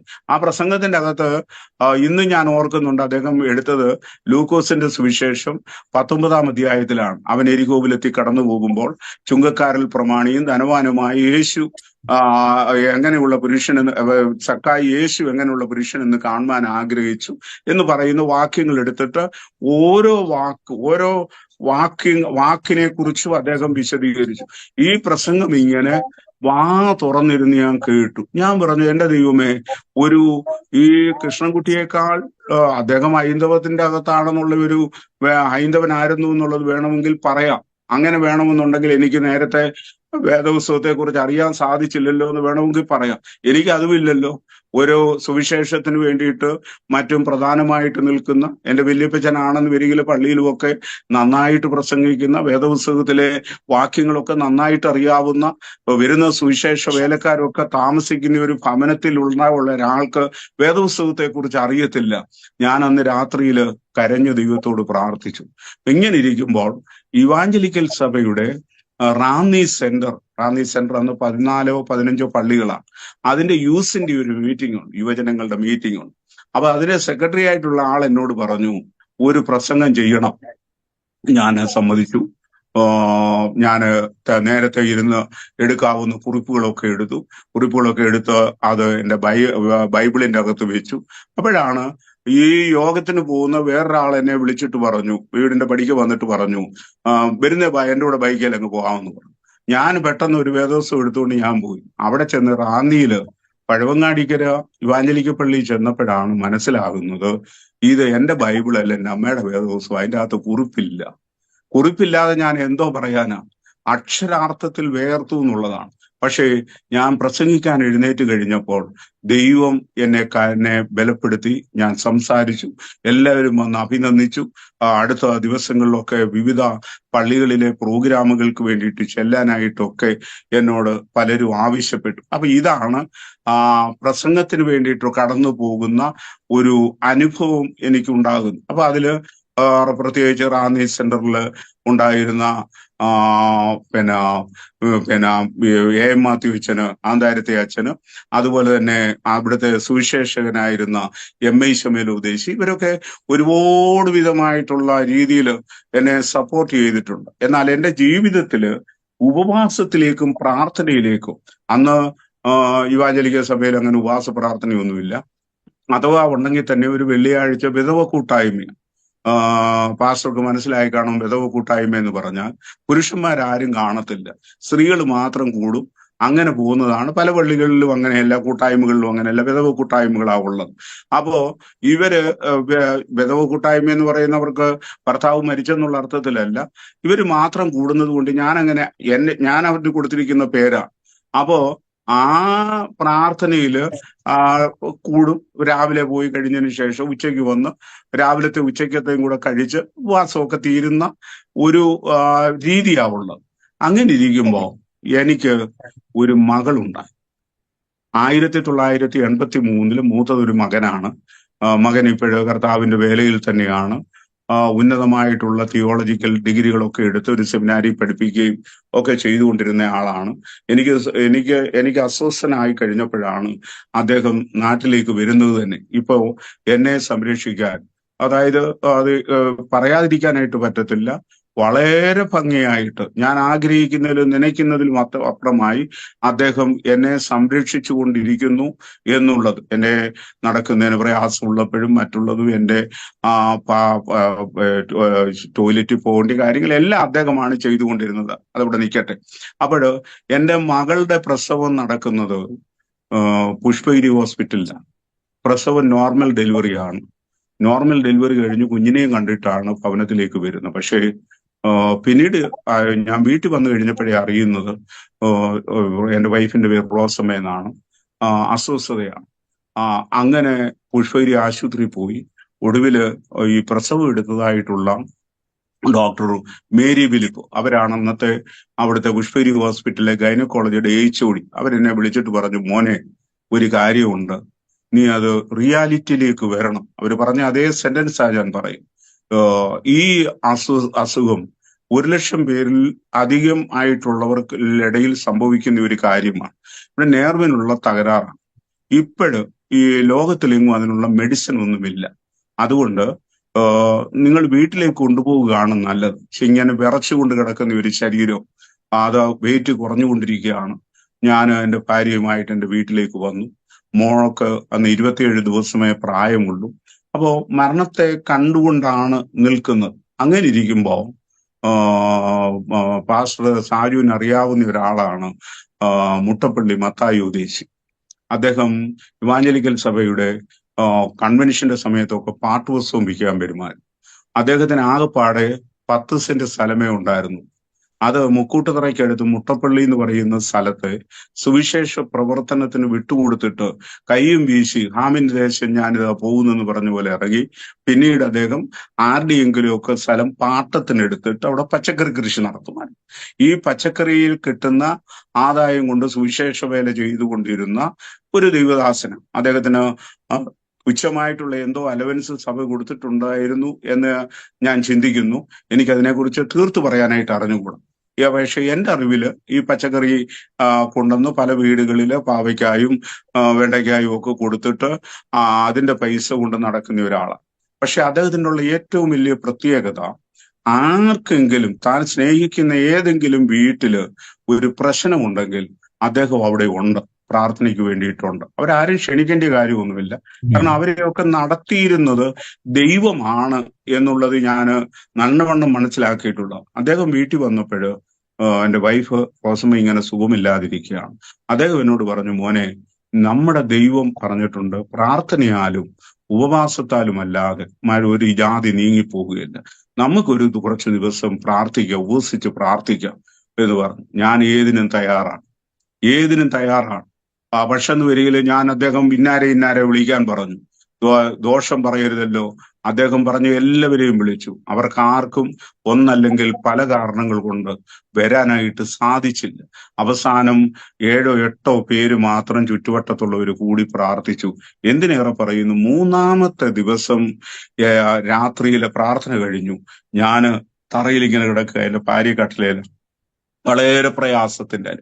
ഈ അവസരത്തില് ഞാന് ആ കിടപ്പിൽ കിടന്ന് പ്രാർത്ഥിച്ചോ എന്ന് എനിക്ക് അറിഞ്ഞുകൂടാ. എന്നാൽ ഉച്ചരിച്ചുകൂടാത്ത ഞരക്കങ്ങളാൽ ദൈവത്തോട് അപേക്ഷിച്ചിട്ടുണ്ടായിരിക്കണം. രാവിലെ എന്നെ ആരോ തൊട്ടാ വിളിക്കുന്നു. ഞാൻ നോക്കുമ്പോ എന്റെ ഭാര്യ. ഇനിയും ദിവസങ്ങളില്ല എന്ന്, ഡേയ്സ് ആർ നമ്പേർഡ് എന്ന് ഒരു ഡോക്ടർ പറഞ്ഞ ആളാണ് ചോദിക്കുന്നത്. ഞാൻ ഓർത്ത് സ്വപ്നം കാണുകയാണെന്ന്. ദൈവത്തിന് മഹത്വം ഉണ്ടാകട്ടെ. ഞാൻ കൈകൊണ്ട് ചോദിച്ചു എങ്ങനെ. അവള് പറഞ്ഞു, കഴിഞ്ഞ രാത്രിയിൽ ഒരാള് വന്നെന്നെ തൊട്ടു, ഞാൻ എഴുന്നേറ്റു. ഞാൻ പറയട്ടെ, അതിനുശേഷം ദൈവം ഞങ്ങൾക്കൊരു മകനെ കൂടെ നൽകി. ഇപ്പോ റോസമ്മയ്ക്ക് 65 വയസ്സ് പ്രായമുണ്ട്. ഇന്ന് വരെ ഒരു രോഗവും അതിനുശേഷം ഉണ്ടായിട്ടില്ല എന്നുള്ളതാണ് സത്യമായിട്ടുള്ള കാര്യം. ആ തൊടലില് അവൻ സകല രോഗങ്ങളെയും സൗഖ്യമാക്കുന്നു. വെളുപ്പിനെ 4 മണിക്ക് എഴുന്നേൽക്കുന്നു. ഞങ്ങളുടെ വീട് ഒരു കാർഷിക കുടുംബമാണ്. ഒത്തിരി ആടുകളുണ്ട്, പശുക്കളുണ്ട്. പട്ടികളുടെ എണ്ണമാണെങ്കിൽ ഒരുപാടധികമായിട്ടുണ്ട്. ഒത്തിരി ദാസന്മാർ വരും. അവരെയൊക്കെ എന്റർടൈൻ ചെയ്യണം. കൂട്ടായ്മകൾ ഒരെണ്ണം പോലും മുടക്കാറായിട്ടില്ല. ഇങ്ങനെ എല്ലാ കാര്യങ്ങളും ചെയ്യാനായിട്ട് സാധിക്കും. ഇങ്ങനെയാണ് ഞാൻ ഒരു ഉപവാസത്തിലേക്ക് കടന്നു വരുന്നത്. അപ്പൊ ഉപവാസത്തിലേക്ക് വന്നു. നിരന്തരമായിട്ട് വേദപുസ്തകം വായിക്കും. അപ്പം കൊച്ചിലെ മുതലേ വായന എനിക്കൊരു വലിയ ഇഷ്ടമുള്ള കാര്യമാണ്. അപ്പോ അതനുസരിച്ച് ഒരുപാട് ലൈബ്രറികളിലെ മെമ്പർഷിപ്പ് ഒക്കെ എനിക്കുണ്ട്. ഞാൻ അവിടെയൊക്കെ പോയി പുസ്തകങ്ങൾ എടുക്കുമായിരുന്നു. രക്ഷിക്കപ്പെട്ട് കഴിഞ്ഞ് വന്നപ്പോൾ കിട്ടുന്നത് മുഴുവൻ അതിനു വേണ്ടിയിട്ട് മുടക്കുന്ന, പുസ്തകങ്ങൾക്ക് വേണ്ടിയിട്ട് മുടക്കാൻ തുടങ്ങി. ആ പുസ്തകങ്ങൾ എടുത്ത് വായിക്കാനായിട്ട് തുടങ്ങി. അങ്ങനെ ഏതാണ്ടൊരു ചെറിയ മായിട്ടുള്ള ഒരു അറിവും ഒക്കെ കൂടെ എനിക്ക് ഉണ്ടായി. കിട്ടുന്ന പ്രാർത്ഥനകളിലൊക്കെ പോയി പങ്കെടുക്കുമായിരുന്നു. ഈ പ്രാർത്ഥനയുടെ കൂട്ടത്തില് അന്ന് റാന്നിയിലൊന്നും പ്രത്യേകമായിട്ട് കൈത്താങ്ങൽ തരത്തക്ക ദൈവദാസന്മാരൊന്നുമില്ല. എനിക്ക് മറക്കാൻ ഒക്കാത്ത ഒരാള് ഈ കടവുഴയുള്ള കാനത്തിലെ ഒരു അപ്പച്ചനുണ്ട്. അദ്ദേഹത്തിന്റെ മകന് ബേബി സാറും മറ്റുമൊക്കെ പൊടിസാറും ഒക്കെ ഇപ്പോഴും ഉണ്ട്. ഈ ഇദ്ദേഹം എന്നെ ചൊവ്വാഴ്ച ദിവസം ഞാൻ അവിടെ കൂട്ടായ്മയ്ക്ക് ചെല്ലും. ഞാൻ പോയതുപോലെയാണോ യോഗം കഴിഞ്ഞ് വന്നത്, അതോ ഇടയ്ക്ക് പല ഷാപ്പുകളുണ്ട്, അതൊക്കെ എന്നെ മാടി വിളിച്ചോ ഇല്ലയോ എന്നറിയാൻ ബുധനാഴ്ച രാവിലെ അദ്ദേഹം വീട്ടിലെത്തുമായിരുന്നു. അപ്പോ ഈ കാനത്തിലെ അപ്പച്ചനെ ഒക്കെ നമ്മുടെ ജീവിതത്തിന്റെ നടത്തിപ്പുകളുടെ മേഖലകളിൽ ഉണ്ടായിരുന്ന ആൾക്കാർ, അവരൊക്കെ ഒന്നും വലിയ കൂടിയ വിദ്യാഭ്യാസം ഉള്ളവരൊന്നുമല്ല. പക്ഷെ വല്ല വിധേനയും ചിലരെ തീയിൽ നിന്ന് വലിച്ചെടുക്കാനായിട്ട് ഉള്ള അവസരം. അദ്ദേഹം സമ്പന്നരൊന്നുമല്ല, അദ്ദേഹത്തിന്റെ മക്കളും വലിയ സമ്പന്നരൊന്നുമല്ല. പക്ഷെ അന്ന് ഈ അപ്പന്റെ ആ വിശ്വാസം ഈ തലമുറകളും ഇന്നും പുലർത്തുന്നു എന്നുള്ളത് എടുത്തു പറയേണ്ട കാര്യമാണ്. അപ്പൊ അങ്ങനെ ഇരിക്കുന്ന അവസരത്തില് തിരുവല്ലയില് ഒരു ഗ്രൂപ്പ് ഉണ്ടായിരുന്നു. ഞങ്ങൾ അവിടെ പോകുമായിരുന്നു. ഞാനും എൻ്റെ സ്നേഹിതന്മാരും ഒക്കെ കൂടെ അവിടെ കടന്നുപോയി പ്രാർത്ഥനയിലും ഒക്കെ കൂടെ പങ്കെടുക്കുമായിരുന്നു. വെള്ളിയാഴ്ച ഉപവാസ പ്രാർത്ഥനയുണ്ട്, ശനിയാഴ്ചയുണ്ട്, പല ദിവസങ്ങളിലും രാത്രി പ്രാർത്ഥനകളും ഒക്കെ ഉണ്ടായിരുന്നു. ആ രാത്രി പ്രാർത്ഥനകളിലൊക്കെ ഞാൻ പങ്കെടുക്കുമായിരുന്നു. അങ്ങനെ പങ്കെടുത്തുകൊണ്ടിരിക്കുന്ന അവസരത്തിലാണ് ഇവിടെ നസ്രേത്ത് കോർപ്പറേഷൻ എന്ന് പറഞ്ഞ് ഒരു സംഘടന കോന്നിയിലുണ്ടായിരുന്നു, പൂമ്പാറ. അതൊരു മത്തായിച്ചൻ എന്ന് പറയുന്ന ഒരാൾ, അദ്ദേഹം സൗദി അറേബ്യയിലായിരുന്നു. അവിടുന്ന് ജോലി റിസൈൻ ചെയ്തിട്ട് വന്ന് സുവിശേഷ വേലയ്ക്ക് വേണ്ടിയിട്ട് വന്നതാണ്. അപ്പൊ അദ്ദേഹത്തിന്റെ വീട്ടിൽ വെച്ചാണ് ആദ്യമായിട്ട് ഒരു മുഴുരാത്രി പ്രാർത്ഥനയിൽ ഞാൻ പങ്കുകൊള്ളുന്നു. എനിക്ക് ആ പ്രാർത്ഥന ഒരുപാട് ഇഷ്ടപ്പെട്ടു. കാരണം ആ രാത്രി പ്രാർത്ഥനയിൽ മറ്റേ ആവശ്യമില്ലാത്ത ആൾക്കാരൊന്നുമില്ല. ഒരു 9:30-10 മണിയാകുമ്പോൾ ആദ്യത്തെ പ്രസംഗം കഴിയുമ്പോൾ പോവുകയും പിന്നെ അത്യാവശ്യം പ്രാർത്ഥിക്കേണ്ടിവരെ താല്പര്യമുള്ളവർ മാത്രം ഇരിക്കുകയും ചെയ്യുന്നതായിട്ടുള്ള ഒരു അനുഭവം ഉണ്ടായിരുന്നു. അപ്പൊ അങ്ങനെ മുന്നോട്ട് പോകുന്ന അവസരത്തിൽ ഞാൻ ഏറ്റവും കൂടുതൽ പ്രസംഗിക്കുന്നത് വഴിയോരങ്ങളിൽ നിന്നാണ്, അതായത് പരസ്യയോഗങ്ങളിലാണ്. ഈ പരസ്യയോഗം ഒന്നും ഗുണമില്ലെന്നൊക്കെ പറയുന്ന ആൾക്കാരുണ്ട്. പക്ഷെ എൻ്റെ അനുഭവത്തിലുള്ള 1-2 സംഭവങ്ങൾ ഞാൻ പറയാം. ഒരിക്കല് ഇവിടെ പിറവം ടൗണില് ആദ്യത്തെ ദിവസം അന്ന് നടക്കുന്ന പരസ്യയോഗത്തില് തിരുവട്ടാർ ആർ കൃഷ്ണൻകുട്ടിയാണ് പ്രസംഗിക്കുന്നത്. അപ്പോ അദ്ദേഹത്തിന്റെ പ്രസംഗമൊക്കെ കഴിഞ്ഞു. അക്ഷരാർത്ഥത്തിൽ പിറവൻ ടൗണ് നിശ്ചലമായെന്ന് പറയും. അതുപോലെ കാരണം കൃഷ്ണൻകുട്ടി സഹോദരനെ പോലെ ഒരു പരസ്യ സ്ഥലത്ത് നിസ്തുല്യനായ യേശു ക്രിസ്തുവിനെ ഉയർത്തി കാണിക്കാൻ സാധിക്കുന്ന ഒരു പ്രസംഗകൻ കേരളത്തിൽ ഉണ്ടോ എന്ന് എനിക്കറിഞ്ഞുകൂടാ.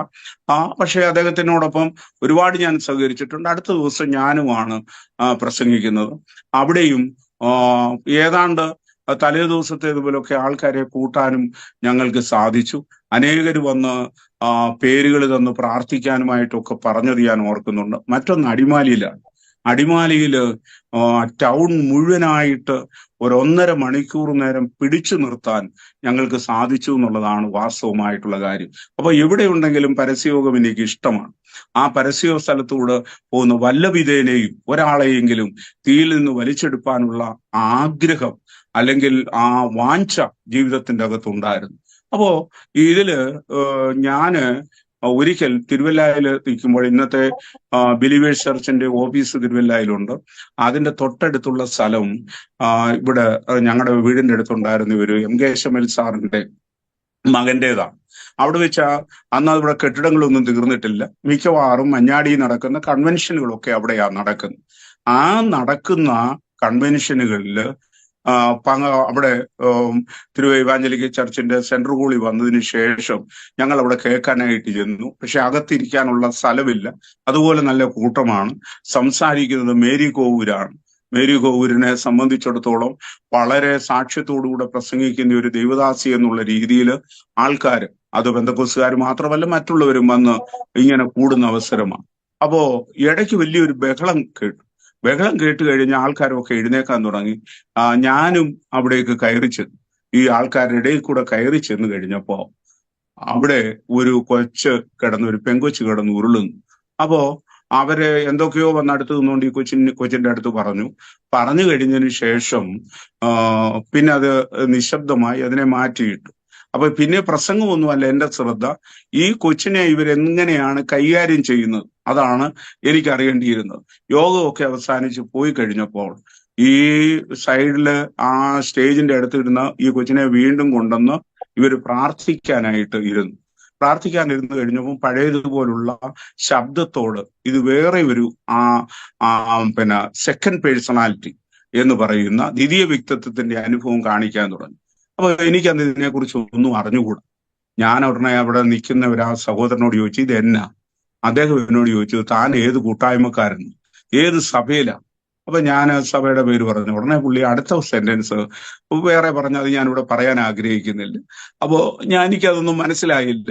അപ്പൊ ഞാന് ദൈവത്തോട് പ്രാർത്ഥിച്ച ഒരു കാര്യമുണ്ട്. കർത്താവേ, നിന്റെ രക്തത്താൽ കഴുകപ്പെട്ട് ഒരാൾക്ക് ഇത് അർഹതയുള്ളതാണെങ്കിൽ, ഇങ്ങനെ ഒരു ശുശ്രൂഷ ഉണ്ടെങ്കിൽ അത് എനിക്കും തരണം. ഇല്ലെങ്കിൽ അങ്ങനെയുള്ളവർക്കുള്ളത് അല്ലെങ്കിൽ എനിക്ക് യാതൊരു വിരോധവുമില്ല. കുറച്ച് ദിവസങ്ങളൊക്കെ പ്രാർത്ഥിച്ചു. പിന്നീട് ആ പ്രാർത്ഥന അങ്ങ് നിന്നു. അങ്ങനെ ഇരിക്കെ എന്നെ കുമ്പഴയ്ക്കടുത്ത് ഒരു കൺവെൻഷന് വിളിച്ചു. കൺവെൻഷന് ഞാൻ ചെന്ന് കഴിഞ്ഞ് പ്രസംഗിക്കാനായിട്ട് കയറി. പ്രസംഗം തുടങ്ങിക്കഴിഞ്ഞ് ഒരു 2 മിനിറ്റെങ്കിലും എടുത്ത് കഴിഞ്ഞതിന് മുമ്പിലിരുന്ന ഒരു പെൺകൊച്ച്, ഒരു 10-12 വയസ്സ് കാണുമായിരിക്കും, അതിഭയങ്കരമായ ബഹളമുണ്ടാക്കി. നടത്തിപ്പുകാരനായിട്ടുള്ള ആ സഭയുടെ അല്ലെങ്കിൽ ആ പള്ളിയിലെ ആൾക്കാർ എൻ്റെ അടുത്ത് പറഞ്ഞു, നമുക്കങ്ങ് അവസാനിപ്പിക്കാം, ഇത് ഭയങ്കര ബഹളം. അങ്ങനെ ഇരിക്കുമ്പോൾ ആരോ ഒരാള് ഉറക്കെ ദൈവകൃപയിൽ ഞാൻ ആശ്രയിച്ചെന്നുള്ള പാട്ടുപാടി. ഈ പാട്ട് പാടുമ്പോൾ എന്നെ ആരോ പ്രേരണ ചെലുത്തുന്നത് പോലെ ഞാൻ മുന്നോട്ട് ചെന്നിട്ട് ഈ പ്രയാസം അനുഭവിക്കുന്ന ഈ കുഞ്ഞിനോട് പറഞ്ഞു, നീ ശബ്ദിക്കരുത്, യോഗത്തിന്റെ ഇടയ്ക്ക് ദൈവവചന ശുശ്രൂഷയ്ക്ക് ഒരു തടസ്സം ഉണ്ടാക്കരുത് എന്ന് പറഞ്ഞു. പിന്നീട് ഇത് അനങ്ങിയിട്ടില്ല. യോഗം തീർന്നപ്പോൾ എനിക്ക് ഇവർ നന്ദി പറയുന്നതിന് മുമ്പ് എനിക്ക് അവിടുന്ന് രക്ഷപ്പെടണം. ഞാൻ എന്ത് ചെയ്യാനാ? എനിക്ക് അതിനെക്കുറിച്ച് യാതൊരു കാര്യങ്ങളും അറിയത്തില്ല. പക്ഷെ ഈ കുട്ടിയുടെ പിതാവും മറ്റു ചിലരും വന്നിട്ട് പറഞ്ഞു, ആദ്യമായിട്ടാണ് ഇങ്ങനെ ഒരു സംഭവം ഉണ്ടാകുന്നത്. ഇവള് ആരോടും സംസാരിക്കത്തില്ല. ഒരു 6ാമത്തെ വയസ്സ് മുതൽ എന്തെങ്കിലും അത്യാവശ്യം 1-2 വാക്കുകളെ പറയത്തുള്ളൂ. ഇങ്ങനെ ബഹളം ഉണ്ടാക്കുന്നത് ഇതാ, അതുകൊണ്ട് പ്രാർത്ഥിച്ചിട്ടേ പോകാവുള്ളൂ എന്ന് പറഞ്ഞു. ഞാൻ പ്രാർത്ഥിക്കാൻ തുടങ്ങിയപ്പോൾ എന്റെ ജീവിതത്തിൽ ആദ്യമായിട്ട് ദുരാത്മാവ് ബാധിച്ച ഒരാൾക്ക് കർത്താവ് സൗഖ്യം കൊടുക്കുന്നത് അന്നാണ്. ഇന്ന് ആ പെൺകുട്ടി സൗദി അറേബ്യയില് ജോലിയായിരുന്നു. അതിനുശേഷം തിരിച്ച് നാട്ടിലെത്തി. ഇവൻ തിരുവനന്തപുരത്ത് ഒരു വീടുമൊക്കെ വാങ്ങിച്ച് അവിടെ താമസിക്കുന്നതായിട്ടാണ് ഞാൻ മനസ്സിലാക്കുന്നത്. ഞാൻ ഓർപ്പിക്കട്ടെ, ഇത് എനിക്ക് എന്നെ കൂടെ വന്നിരുന്ന ആൾക്കാരോട് ഞാൻ പറഞ്ഞു ഇങ്ങനെ ഒരു സംഭവം ഉണ്ടായത് പോലും പറയരുത്. പക്ഷെ പിന്നീട് ഞാൻ അറിയാതെ തന്നെ അനേകരെ ഇപ്രകാരമായിട്ടുള്ള ആൾക്കാരെ എന്റെ മുമ്പിലേക്ക് ദൈവം തമ്പുരാൻ കൊണ്ടുവന്നു. അങ്ങനെ എണ്ണിക്കഴിഞ്ഞാൽ തീരാതെ വണ്ണമുള്ള ദുരാത്മാക്കൾ ബാധിച്ചവന് അവർക്ക് സൗഖ്യം ദൈവം കൊടുക്കുന്നത് ഞാൻ കണ്ടിട്ടുണ്ട്. അപ്പോ അത് മിക്കവാറും വന്ന് മുഴുരാത്രി പ്രാർത്ഥന, അത് മുഴുരാത്രി പ്രാർത്ഥന തുടങ്ങാനുള്ള ഒരു കാരണം എൻ്റെ ഏറ്റവും അടുത്ത ഒരു സുഹൃത്താണ് അടൂരിനടുത്തുള്ള എളമ്പള്ളിൽ എന്ന് പറയുന്ന സ്ഥലത്തുള്ള ജോർജ് സാർ. ജോർജ് സാർ ഒരു മിലിറ്ററിക്കാരനായിരുന്നു.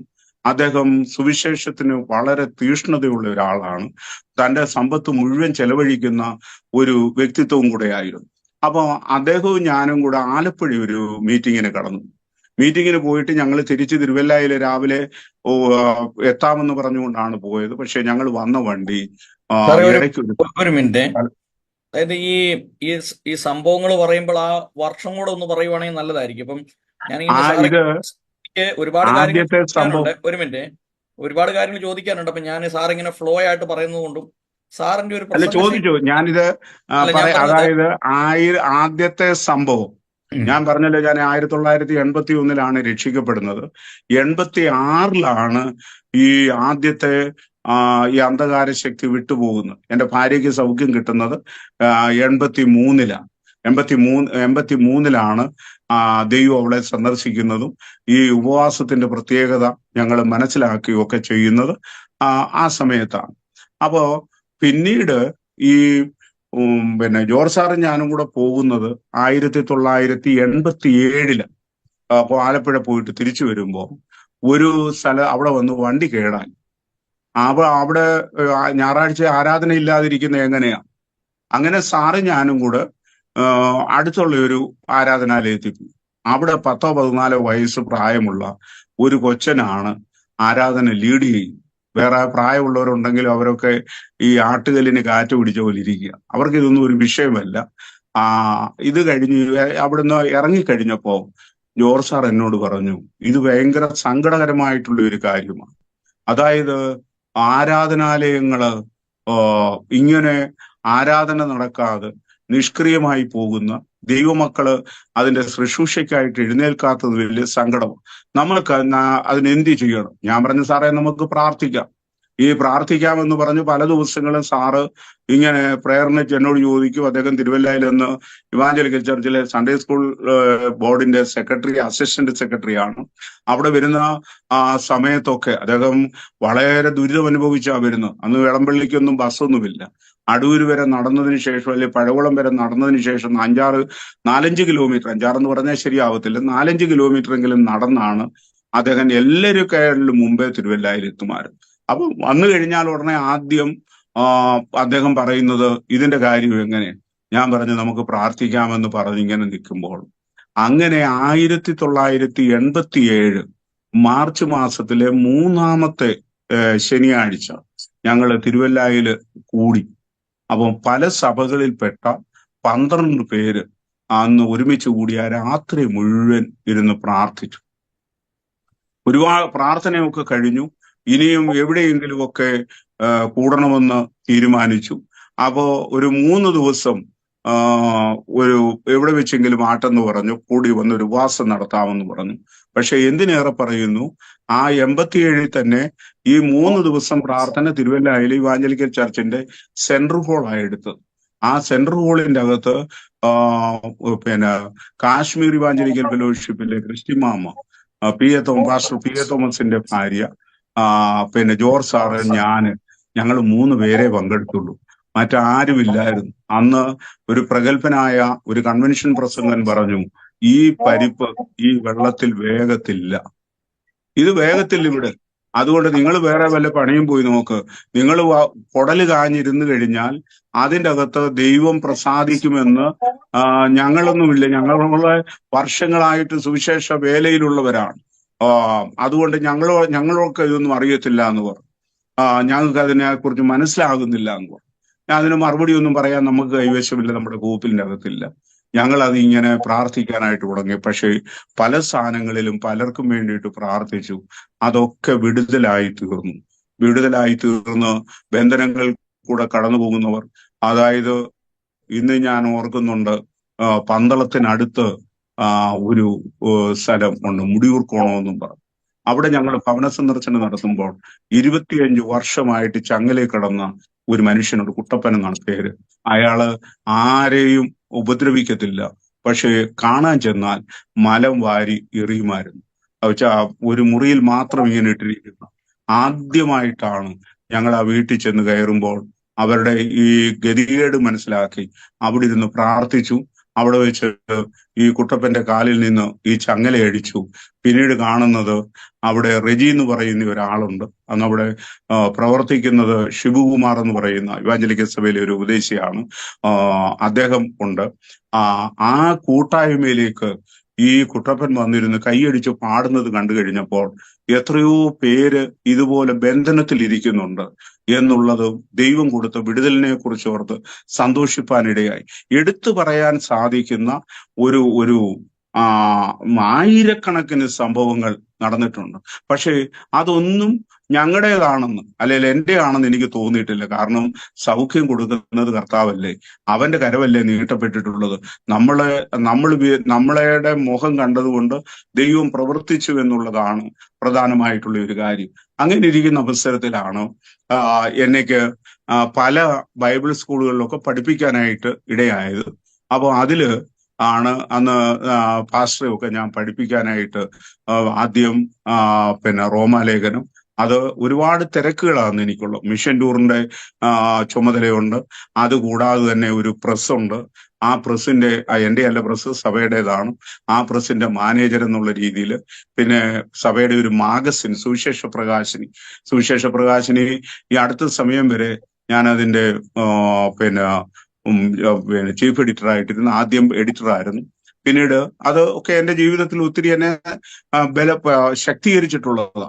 ഈ എഡിറ്റോറിയൽ എഴുതാനും മറ്റേനുമുള്ള കാര്യങ്ങളിലേക്കൊക്കെ കടന്നു പോകുവാനായിട്ടിടയായി. ഇനിയും ഞാൻ വേഗത്തിൽ മുന്നോട്ട് പോകണമല്ലോ.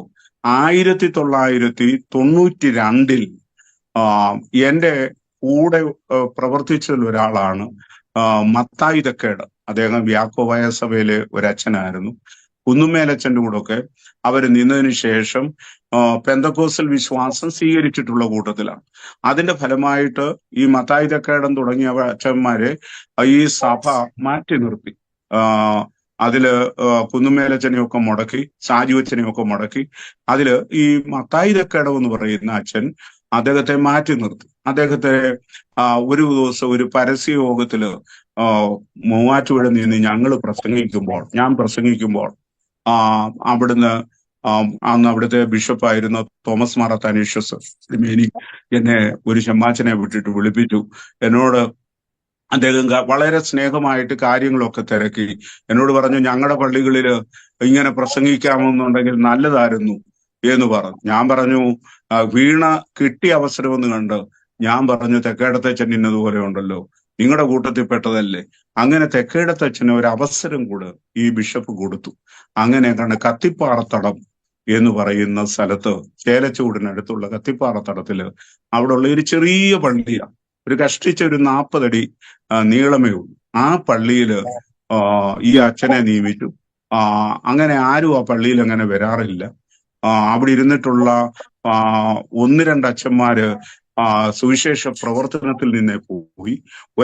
ഒരു ഷമ്മാച്ചൻ വന്നിട്ട് ആത്മഹത്യ ചെയ്തു എന്നൊക്കെയാണ് അവിടുത്തെ ആൾക്കാർ പറയുന്നു. ഏതായാലും ഈ മത്തായി തെക്കേടം എന്ന് പറയുന്ന ഈ പട്ടക്കാരനോട് നിന്നപ്പോൾ മർത്തമറിയം സമാജം നടത്തിക്കൊണ്ടിരുന്ന വെള്ളിയാഴ്ച പ്രാർത്ഥന ഞങ്ങൾ ഏറ്റെടുത്തു. ഞാനിവിടെ റാന്നിയിൽ നിന്ന് പോകുമായിരുന്നു. പോയി കഴിഞ്ഞിട്ട് എല്ലാ വെള്ളിയാഴ്ചകളിലും അവിടെ ചെന്ന് ഈ പ്രാർത്ഥനയില് വേണ്ടുന്ന നേതൃത്വം കൊടുക്കുകയും പ്രസംഗിക്കുകയും ഒക്കെ ചെയ്യുമായിരുന്നു. ഒരുപാട് ആൾക്കാർ ഹൈറേഞ്ചിലെ എല്ലാ വഴികളും കത്തിപ്പാറത്തടത്തിലേക്ക് എന്ന് പറയുന്നത് അക്ഷരാർത്ഥത്തിൽ ശരിയായിട്ട് ഈ പള്ളിയിലേക്ക് വരുമായിരുന്നു. വെളിയിലെ പന്തലും ഒക്കെ ഇട്ടിട്ട് ആൾക്കാർ കടന്നു വരുവാനായിട്ടിടയും.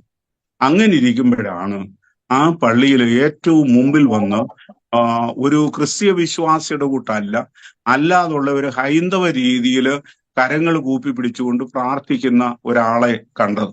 ഞാന് ചോദിച്ചു ഇതാരാ. ഉടനെ അവിടെ ഉണ്ടായിരുന്ന ജോർജേട്ടൻ, അദ്ദേഹം അത് പള്ളിയുടെ ട്രസ്റ്റിയാണ്, അദ്ദേഹം എന്നോട് പറഞ്ഞു ഇത് നക്സലൈറ്റ് സ്റ്റീഫന്റെ ഭാര്യയാണ്. അപ്പൊ 2 സ്റ്റീഫന്മാരുണ്ട്. എനിക്ക് നക്സലിസത്തെ കുറിച്ചൊക്കെ നന്നായിട്ട് ഞാൻ മനസ്സിലാക്കിയിട്ടുള്ള ഒരാളാണ്. അപ്പൊ ഞാൻ ചോദിച്ചു ഏത് സ്റ്റീവൻ? അദ്ദേഹം പറഞ്ഞു വെള്ളത്തുവൽ സ്റ്റീവന്റെ ഭാര്യയാണ് എന്ന് പറഞ്ഞു. ഏതായാലും സ്റ്റീവന്റെ രക്ഷയുടെ അനുഭവത്തിലേക്ക് വരാൻ കാരണക്കാരൻ ഞാനല്ല, അത് മത്തായി അച്ഛനാണ് ഈ സ്റ്റീവന്റെ വീട്ടിൽ ചെന്ന് സുവിശേഷം പറയുന്നതും സ്റ്റീവനെ വിളിച്ചുകൊണ്ട് പ്രാർത്ഥനയ്ക്ക് കടന്നു വരുന്നതും. അവിടെ നടന്ന 3 ദിവസത്തെ ഉപവാസ പ്രാർത്ഥനയിൽ സ്റ്റീവന്റെ കാലിൽ ആഴത്തിലുള്ള ഒരു മുറിവുണ്ടായി. അത് അന്ന് സന്ധ്യ ആയപ്പോഴത്തേക്ക് ആ മുറിവ് കരിഞ്ഞു, അല്ലെങ്കിൽ അതിന് പോള വന്നു. ഇതൊക്കെയാണ്, ഇങ്ങനെയുള്ള ചില കാര്യങ്ങളാണ് ഈ സ്റ്റീഫനെ ദൈവഭാഗത്ത് അല്ലെങ്കിൽ യേശു ഉണ്ട് എന്ന് കൊണ്ടുവരാനായിട്ടുള്ള കാരണം. അതിൽ പ്രധാനമായിട്ടുള്ളത് അദ്ദേഹം യോഹന്നാന്റെ ലേഖനം വായിച്ചു, അതായത് സ്നേഹത്തെ കുറിച്ചുള്ളത്. ആ സ്നേഹിക്കുന്ന യേശു, അതുവരെ സ്റ്റീവൻ അറിയാവുന്നത് കൊല്ലുന്നതിനെയാണ്, എല്ലാം കൊന്നിട്ട് എതിരായിട്ട് നിൽക്കുന്നതിനെ എല്ലാത്തിനെയും വെട്ടിക്കളഞ്ഞ്, എന്റെ ഭാഷയിൽ പറഞ്ഞാൽ തീ വാരി തിന്ന് തീ വാരി തുപ്പി തീയുടെ മധ്യത്തിൽ കൂടെ അനേക കുടുംബങ്ങളെ തടത്തി, അനേക സ്ത്രീകളെ വിധവമാരാക്കി, അനേകം കുഞ്ഞുങ്ങൾക്ക് പിതാക്കന്മാരില്ലാതാക്കുന്ന ഓൻ്റെ അകത്തൊക്കെ ആനന്ദം കണ്ടുകൊണ്ടിരുന്ന ഒരനുഭവം. പക്ഷെ അതിൽ നിന്ന് വ്യത്യസ്തമാണ് വേദപുസ്തകം അദ്ദേഹത്തോട് പറയുന്നത്, സ്നേഹിക്കുന്ന യേശുവിനെ സ്റ്റീഫൻ യേശു കർത്താവിനെ കണ്ടെത്താനായിട്ട് ഇടയായത് അങ്ങനെയാണ്. അപ്പോ അതിനുശേഷം പിന്നീട് സ്റ്റീവന് എൻ്റെ കൂടെ ഒരുപാട് സ്ഥലങ്ങളിൽ സഞ്ചരിച്ചു. കോട്ടയത്ത് തിരുനക്കര മൈതാനത്ത് 1992 ഡിസംബർ മാസം 10-ാം തീയതി, ആ 10-ാം തീയതി തിരുനക്കര മൈതാനത്ത് ഒരു ചെറിയ മീറ്റിംഗ് ആയിട്ടാണ് ക്രമീകരിച്ചത്. പക്ഷേ ആ മൈതാനം നിറഞ്ഞും പുറത്തും കൂടെ ആൾക്കാര് പറഞ്ഞു കേട്ട് കോട്ടയത്ത് കൂടുവാനായിട്ട് ഇടയായി. അതിനുശേഷം ഡൽഹിയില് പോയതായിട്ടുള്ള സന്ദർഭം, ഗൾഫില് ദുബൈയില് പോയി കഴിഞ്ഞതായിട്ടുള്ള സന്ദർഭത്തില് അവിടുത്തെ ട്രിനിറ്റി ചർച്ചിന്റെ വിശാലമായിട്ടുള്ള ഗ്രൗണ്ട് മുഴുവൻ ഇതുപോലെ ഒരു ആൾക്കൂട്ടം ഉണ്ടായിട്ടുള്ള ഒരുപാട് സ്ഥലങ്ങളിൽ ഈ ഇദ്ദേഹം ദൈവത്തെ കണ്ടെത്തിയതിന്റെ അനുഭവങ്ങൾ പറയുവാനായിട്ടിടയായി. അത് സ്റ്റീവൻ മാത്രമൊന്നുമല്ല, വേറെ ഒരുപാട് പേര് അതുപോലെ തന്നെയുള്ള തെറ്റായിട്ടുള്ള പാതയിലേക്ക് പോയിട്ടുള്ളവർ.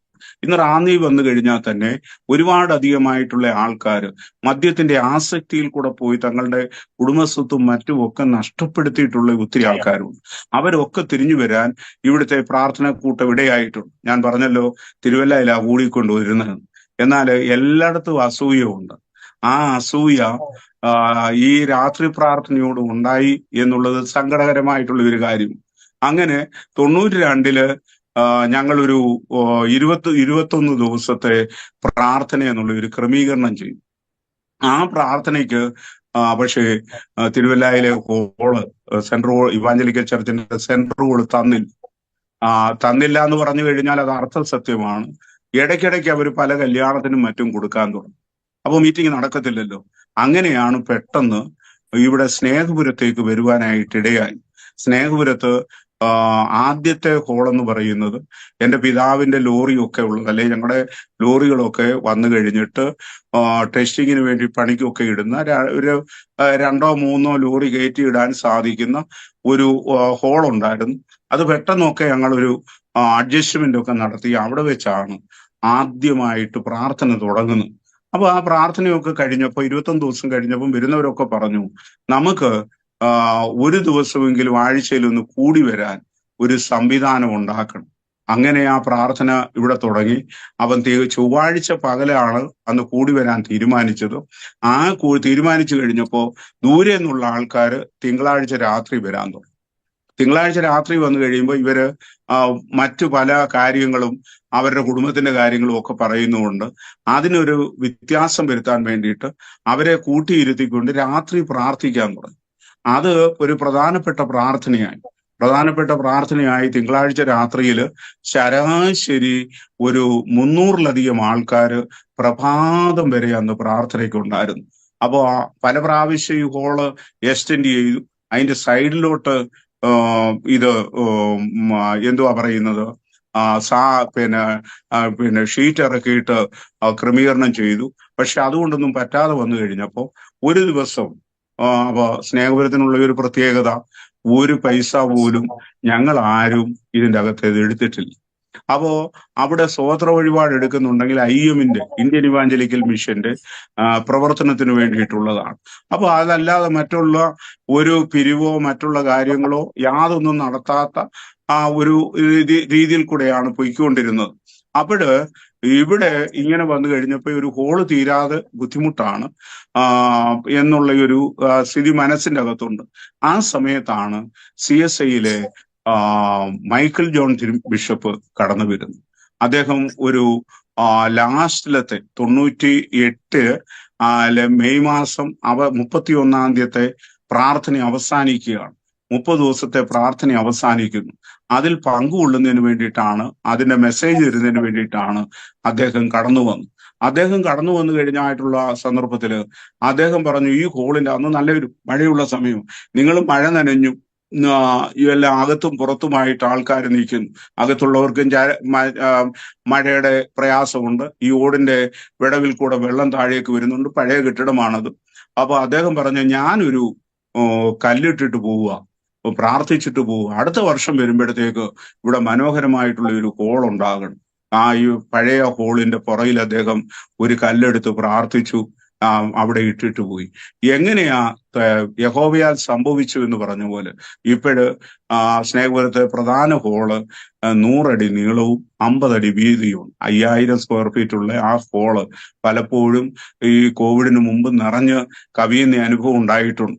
എന്നാൽ കോവിഡിന്റെ സമയം വന്നപ്പോൾ ഈ ഹെൽത്തുകാര് പിന്നീട് മീറ്റിംഗ് നടത്തരുതെന്ന് പറഞ്ഞു. പിന്നീട് അതിന് മുടക്കം തട്ടി. അതോടുകൂടെ ശാരീരികമായിട്ടുള്ള ചില പ്രയാസങ്ങളും എനിക്കുണ്ടായി കഴിഞ്ഞപ്പോൾ ഇപ്പോഴും ചൊവ്വാഴ്ച പകലത്തെ പ്രാർത്ഥനയുണ്ട്, മുഴുരാത്രി പ്രാർത്ഥന ഇല്ല. എന്ന ഇടയ്ക്ക് 2-3 പ്രാവശ്യം നടത്തി. ആൾചുരുക്കമാണെങ്കിലും പ്രഭാതം വരെ ആ പ്രാർത്ഥന കൊണ്ടുപോകാനായിട്ട് ഇടയൻ. ഒരു പ്രദേശത്ത് എല്ലാവർക്കും വേണ്ടുന്ന ഭക്ഷണം ഒരുക്കുന്നതിനുള്ള തൊഴിൽ കൊടുത്തുകൊണ്ടിരുന്നത് എൻ്റെ പിതാവ്. അപ്പോ അന്ന് ഞാൻ സ്കൂളിലൊക്കെ പോയി കഴിയുമ്പോൾ പെൺകുട്ടികൾക്ക് തന്നെ മാല കഴുത്തേലില്ല. ആ സമയത്ത് കഴുത്തേ കനത്തെ ഒരു മാലയും ഒക്കെ ഇട്ടുകൊണ്ടൊക്കെയാ പോകുന്നത്. ഞാൻ ഏതാണ്ട് സമ്പന്നതയുടെ അതിൻ്റെ അകത്ത് ഒത്തിരി ആഹ്ലാദിക്കുകയോ അഹങ്കരിക്കുകയോ ഒക്കെ ചെയ്ത ആളാണ്. എന്നാൽ 1969 ഞാൻ 10ാം ക്ലാസ് കഴിഞ്ഞു 70 കോളേജിലേക്ക് പോകുന്ന സമയത്ത് എൻ്റെ പിതാവിന്റെ ബിസിനസ് മുഴുവൻ 69 തകർന്നു. ഒരുപാട് പൈസ കടമു. അത് റാന്നിയിലത്തെ ഒരു ബാങ്കിൽ മാത്രം 5 ലക്ഷം രൂപയോളം അന്നത്തെ സമയത്ത് കടമുണ്ട്. റാന്നി കോളേജിൽ പോകുന്നതിന് 10 പൈസ മതി ബസ്സിന്. അത് തരാൻ എൻ്റെ അപ്പൻ്റെ ഇല്ലായിരുന്നു. ഇന്നത്തെ മെയിൻ ഹോള് ഇരിക്കുന്ന സ്ഥാനത്ത് കുറച്ച് ഞാലിപ്പൂവൻ ഉണ്ടായിരുന്നു. അതിന്റെ ഇല വിറ്റാണ് ഞങ്ങള് അന്ന് ചെലവ് കഴിഞ്ഞുകൊണ്ടിരുന്നത്. 100 ഇല കൊടുത്താൽ 50 പൈസ കിട്ടുമെന്ന് പാസ്റ്റർക്ക് മനസ്സിലായോ? അപ്പൊ അതുകൊണ്ട് പണം വന്നാൽ എത്ര ഉള്ളെന്നുള്ളത് എനിക്ക് മനസ്സിലായതുകൊണ്ട് ഈ പണം എന്നെ ഒരിക്കലും ആകർഷിച്ചിട്ടില്ല. ഈ കടബാധ്യതകളെല്ലാം കൂടെ 69 വന്ന കടബാധ്യതകൾ 74 മാറി. പാസ്റ്റർ വന്നിട്ടുണ്ടല്ലോ, എൻ്റെ വീട് ഉൾപ്പെടെ എൻ്റെ പിതാവ് അങ്ങനെയാണ് തീർത്തത്. പിന്നീട് ഒരു ഫ്ലീറ്റ് ഓഫ് ലോറികൾ, ഒത്തിരി വണ്ടികളും മറ്റുള്ള കാര്യങ്ങളും എല്ലാം ഉണ്ടായി. പക്ഷെ ഇത് ഇത്രേ ഉള്ളൂ എന്നുള്ളത് ഞാൻ മനസ്സിലാക്കി. പിന്നെ ഈ കൈ കോർത്ത് പിടിച്ച് പ്രാർത്ഥിക്കുന്നതിന്റെ ഒരു പ്രത്യേകത എന്ന് പറഞ്ഞാൽ ഇംഗ്ലീഷിൽ ഒരു വാക്കുണ്ട്, ഫെലോഷിപ്പ്. നമ്മളെ ക്രിസ്ത്യാനികൾ അതങ്ങ് കടമെടുത്തതാണ്. ഈ ഫെലോഷിപ്പ് എന്ന് പറയുന്ന വാക്ക് കപ്പൽ യാത്രയോടുള്ള ബന്ധത്തിലാണ് ഉണ്ടായത്. ഫെലോസിനെ ഷിപ്പ, അതായത് പഴയ കാലത്തെ പായ്ക്കപ്പലുകളുടെ മുകളില് ആൾക്കാർ കയറി നിൽക്കും വേലൊക്കെ ഒന്ന് ആറിക്കഴിയുമ്പോൾ. അപ്പൊ മുകളിൽ കയറി നിൽക്കുന്ന ആൾക്കാരെ സംബന്ധിച്ചിടത്തോളം അവര് ചീറിയടിക്കുന്ന ആ കാറ്റെടുത്ത് അവരെ വെള്ളത്തിലിടും. ആ കപ്പലിന്റെ ചുറ്റിനും ഈ കൊലയാളി തിമിംഗലങ്ങൾ കാണും. താഴെ വീഴുന്നവനെ തിമിംഗലം തിന്നും. അപ്പൊ അത് സംഭവിക്കാതിരിക്കാൻ പരസ്പരം കരങ്ങൾ ഇങ്ങനെ കോർത്തു പിടിച്ച് നിൽക്കും. ആ കോർത്തു പിടിച്ച് നിൽക്കുന്ന ഗ്രൂപ്പിനെയാണ് ഫെലോസിനെ ഷിപ്പ് എന്ന് പറയുന്നത്. കൂട്ടായ്മയും അത് തന്നെയാണ്. പത്രോസ് ആയപ്പോൾ സഭ ശ്രദ്ധയോടുകൂടെ പ്രാർത്ഥിച്ചു എന്ന് പറയുന്ന ഇതാ, ഒരു മനസ്സോടുകൂടെ പ്രാർത്ഥിക്കുക. ആ പ്രാർത്ഥന അല്ലാതെ ഇന്ന് വരെ എന്റെ പ്രാർത്ഥന കൊണ്ട് മാത്രം ആർക്കെങ്കിലും ഒരു വിടുതൽ കിട്ടിയെന്ന് എനിക്ക് വിശ്വാസമില്ല. അവിടെ കൂടി വന്നിരുന്ന് പ്രാർത്ഥിക്കുന്ന ചെറുതോ വലുതോ ആയിട്ടുള്ള ആൾക്കാർ ഒരു മനസ്സോടെ പ്രാർത്ഥിക്കും. ഒറ്റ മനസ്സോടെ പ്രാർത്ഥിക്കുമ്പോഴാണ് കിട്ടുന്നത്. മറ്റൊന്ന് ഒരു സംഭവം കൂടെ ഞാൻ പറയാം. ഒരിക്കല് ഒരു മുസ്ലിം സഹോദരി, അവര് തിരുവല്ലയില് ചുമത്ര എന്ന് പറയുന്ന സ്ഥലത്തു നിന്നാണ് വരുന്നത്. അവര് വന്നു കഴിഞ്ഞതിന് ശേഷം കരയാൻ തുടങ്ങി. അവരുടെ ഏക മകൻ ബഷീർ സൗദി അറേബ്യയിലാണ്. ഈ ബഷീറിനെ തിരുവനന്തപുരം എയർപോർട്ടിൽ നിന്ന് പോകുമ്പോൾ ഒരാൾ വന്നിട്ട് പറഞ്ഞു, മോനെ, എന്റെ മകള് അവിടെ പ്രസവം കഴിഞ്ഞ് കിടക്കുക, ഈ ലേഹ്യം കൂടെ കൊടുക്കണം, വേറെ ചികിത്സകൾക്കൊന്നും നടത്താനോ കൊണ്ടുവരാനോ പറ്റുന്നില്ല, എയർപോർട്ടിൽ ഒന്ന് വാങ്ങിച്ചോളൂ എന്ന് പറഞ്ഞു. ഈ നിർദോഷിയായ നിഷ്കളങ്കനായ കൊച്ചൻ ഇതും കൊണ്ട് പോയി. പക്ഷെ സൗദി ചെന്ന് റിയാദിൽ ഇറങ്ങിയപ്പോഴാണ് മനസ്സിലാകുന്നത് ഇതാണ് കഞ്ചാവ് കലർന്നിട്ടുള്ള ലേഹ്യമാണ് എന്നുള്ളത് മനസ്സിലാകുന്നു. സൗദി അറേബ്യയില് മയക്കുമരുന്ന് കടത്തുന്നവരുടെ അവസ്ഥ അറിയാമല്ലോ. അവരവനെ പിടിച്ചിട്ടു, ജയിലിൽ ശിക്ഷ വിധിച്ചു, തൂക്കിക്കൊല്ലാൻ, കഴുത്തു വെട്ടിക്കൊല്ലാനുള്ള തീരുമാനമാണ്. ഇതറിഞ്ഞു കഴിഞ്ഞപ്പോഴാണ് ഈ ഉമ്മ കരഞ്ഞു വിളിച്ചുകൊണ്ട് ഇവിടെ വരുന്നത്. അന്ന് ഞാൻ പറഞ്ഞു, ഉമ്മ ഇന്നതുപോലെ ഇവിടെ പ്രാർത്ഥനയുണ്ട്, ഞാൻ പ്രാർത്ഥിക്കാം എന്ന് പറഞ്ഞു. അങ്ങനെ ആ പ്രാർത്ഥനയിൽ ഇവര് വന്നു. ഇവര് സങ്കടത്തോട് ഇവരും പറഞ്ഞു. എല്ലാ ദൈവമക്കളും കൂടെ കരങ്ങൾ കോർത്തു പിടിച്ച് ഒരു മനസ്സോടെ പ്രാർത്ഥിക്കാൻ തുടങ്ങി. ഈ പ്രാർത്ഥന ചെന്നു കഴിഞ്ഞപ്പോൾ ദൈവം പുറപ്പാട് പുസ്തകത്തിൽ 3-ാം അധ്യായത്തിൽ പറയും, ഞാൻ എന്റെ ജനത്തിന്റെ കഷ്ടത കണ്ടു, ഊഴവിചാരകന്മാർ നിമിത്തമുള്ള അവരുടെ നിലവിളി ഞാൻ കേട്ടു, ഞാൻ അവരുടെ സങ്കടങ്ങളെ അറിയുന്നു. ഇത് കേട്ട് കഴിഞ്ഞ് അതുപോലുള്ള സംഭവമാണ് നടന്നത്. ഈ സൗദി രാജാവിന്റെ മകന് ഒരു ഫ്ലൈറ്റ് വിമാനം പറപ്പിക്കാൻ പോയി. അത് അവന് വേണ്ട രീതിയിൽ അത് ഓടിക്കാൻ സാധിച്ചില്ല. അത് കടലിൽ വീണു. ആ കടലിൽ വീണ് കഴിഞ്ഞപ്പോ അവിടെ സംഭവിച്ചതായിട്ടുള്ള കാര്യം, ഇദ്ദേഹം രക്ഷപ്പെട്ടു, രാജകുമാരൻ രക്ഷപ്പെട്ടു. അദ്ദേഹം കരയിൽ വന്നു കഴിഞ്ഞിട്ട് പറഞ്ഞു, മരണത്തിന് വിധിക്കപ്പെട്ടിട്ടുള്ള ആൾക്കാരെ ഒരു 15 പേര് അങ്ങ് വിട്ടേക്കാൻ പറഞ്ഞു. അവരെ സ്വതന്ത്രനായിട്ട് വിടാം. അതിലൊന്ന് ചുമത്ര സ്വദേശിയായിട്ടുള്ള ഈ ബഷീറും ഉൾപ്പെട്ടു. മനസ്സിലാക്കണം, ദൈവം പ്രവർത്തിക്കുന്ന, അവന്റെ വചനം അതിവേഗം ഓടുന്നത്. പിന്നെ പുറത്തു പറയാത്ത ഒരു രഹസ്യം കൂടെ ഞാൻ പറയാം. ഈ ഉമ്മ ഉണ്ടെന്ന് എനിക്കൊരു ഉടുപ്പ് തന്നു. അന്നും ഇന്നും കൂടുതലും കോട്ടൺ അല്ലെങ്കിൽ കതറാ ഞാൻ ഉപയോഗിക്കുന്നത്. പണ്ട് മുതലേ അതാ ഉപയോഗിക്കുന്നത്. ഒരു കതർ ഉടുപ്പാ തന്നേക്കുന്നത്. ഇപ്പോഴും ഞാനത് സൂക്ഷിച്ചിട്ടുണ്ട്. എന്റെ ഭാര്യയോടും മക്കളോടും പറഞ്ഞിട്ടുണ്ട്, മരിക്കുന്ന ഇത് ഇടിയിപ്പിച്ചേച്ചാൽ മതി, വേറെ തുണിയൊന്നും അന്വേഷിക്കേണ്ടെന്ന്.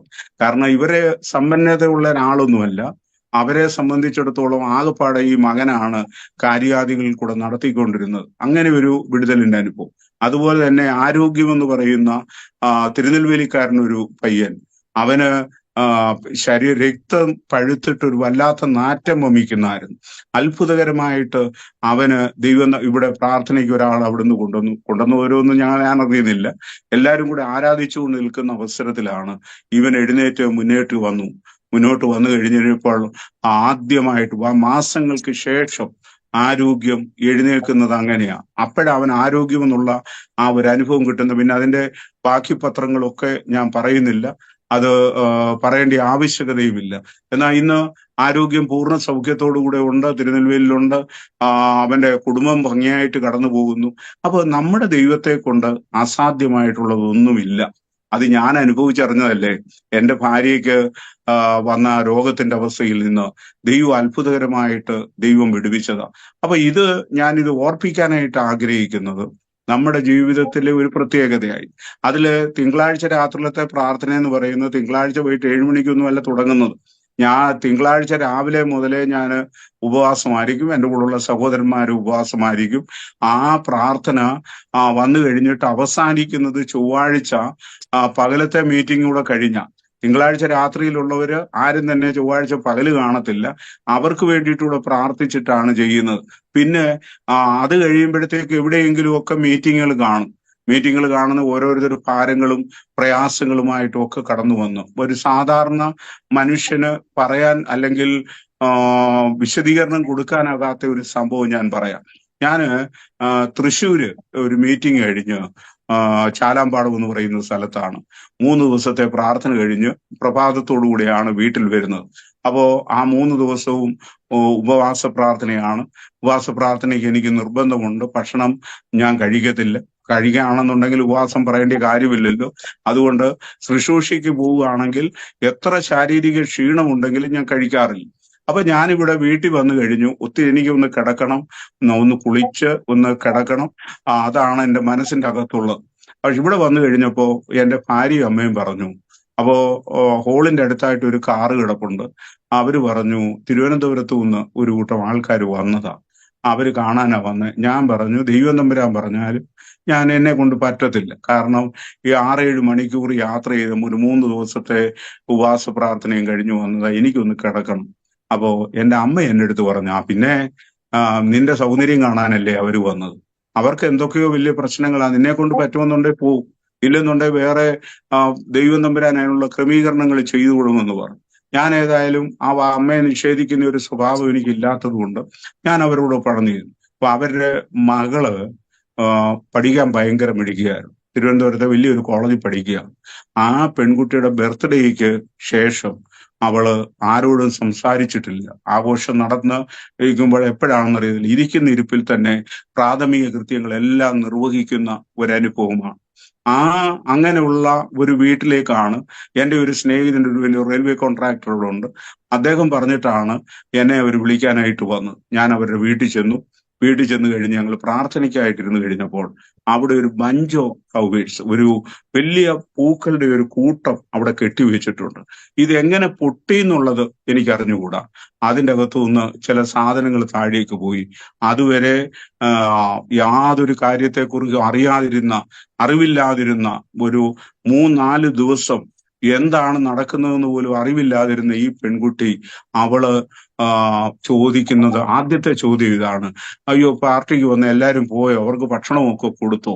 കാരണം ഇവളുടെ പഠിത്തത്തെ കണ്ടു കഴിഞ്ഞ് തടസ്സപ്പെടുത്തിയതായിട്ടുള്ള ഒരു കാര്യം അവിടെയാണിത്.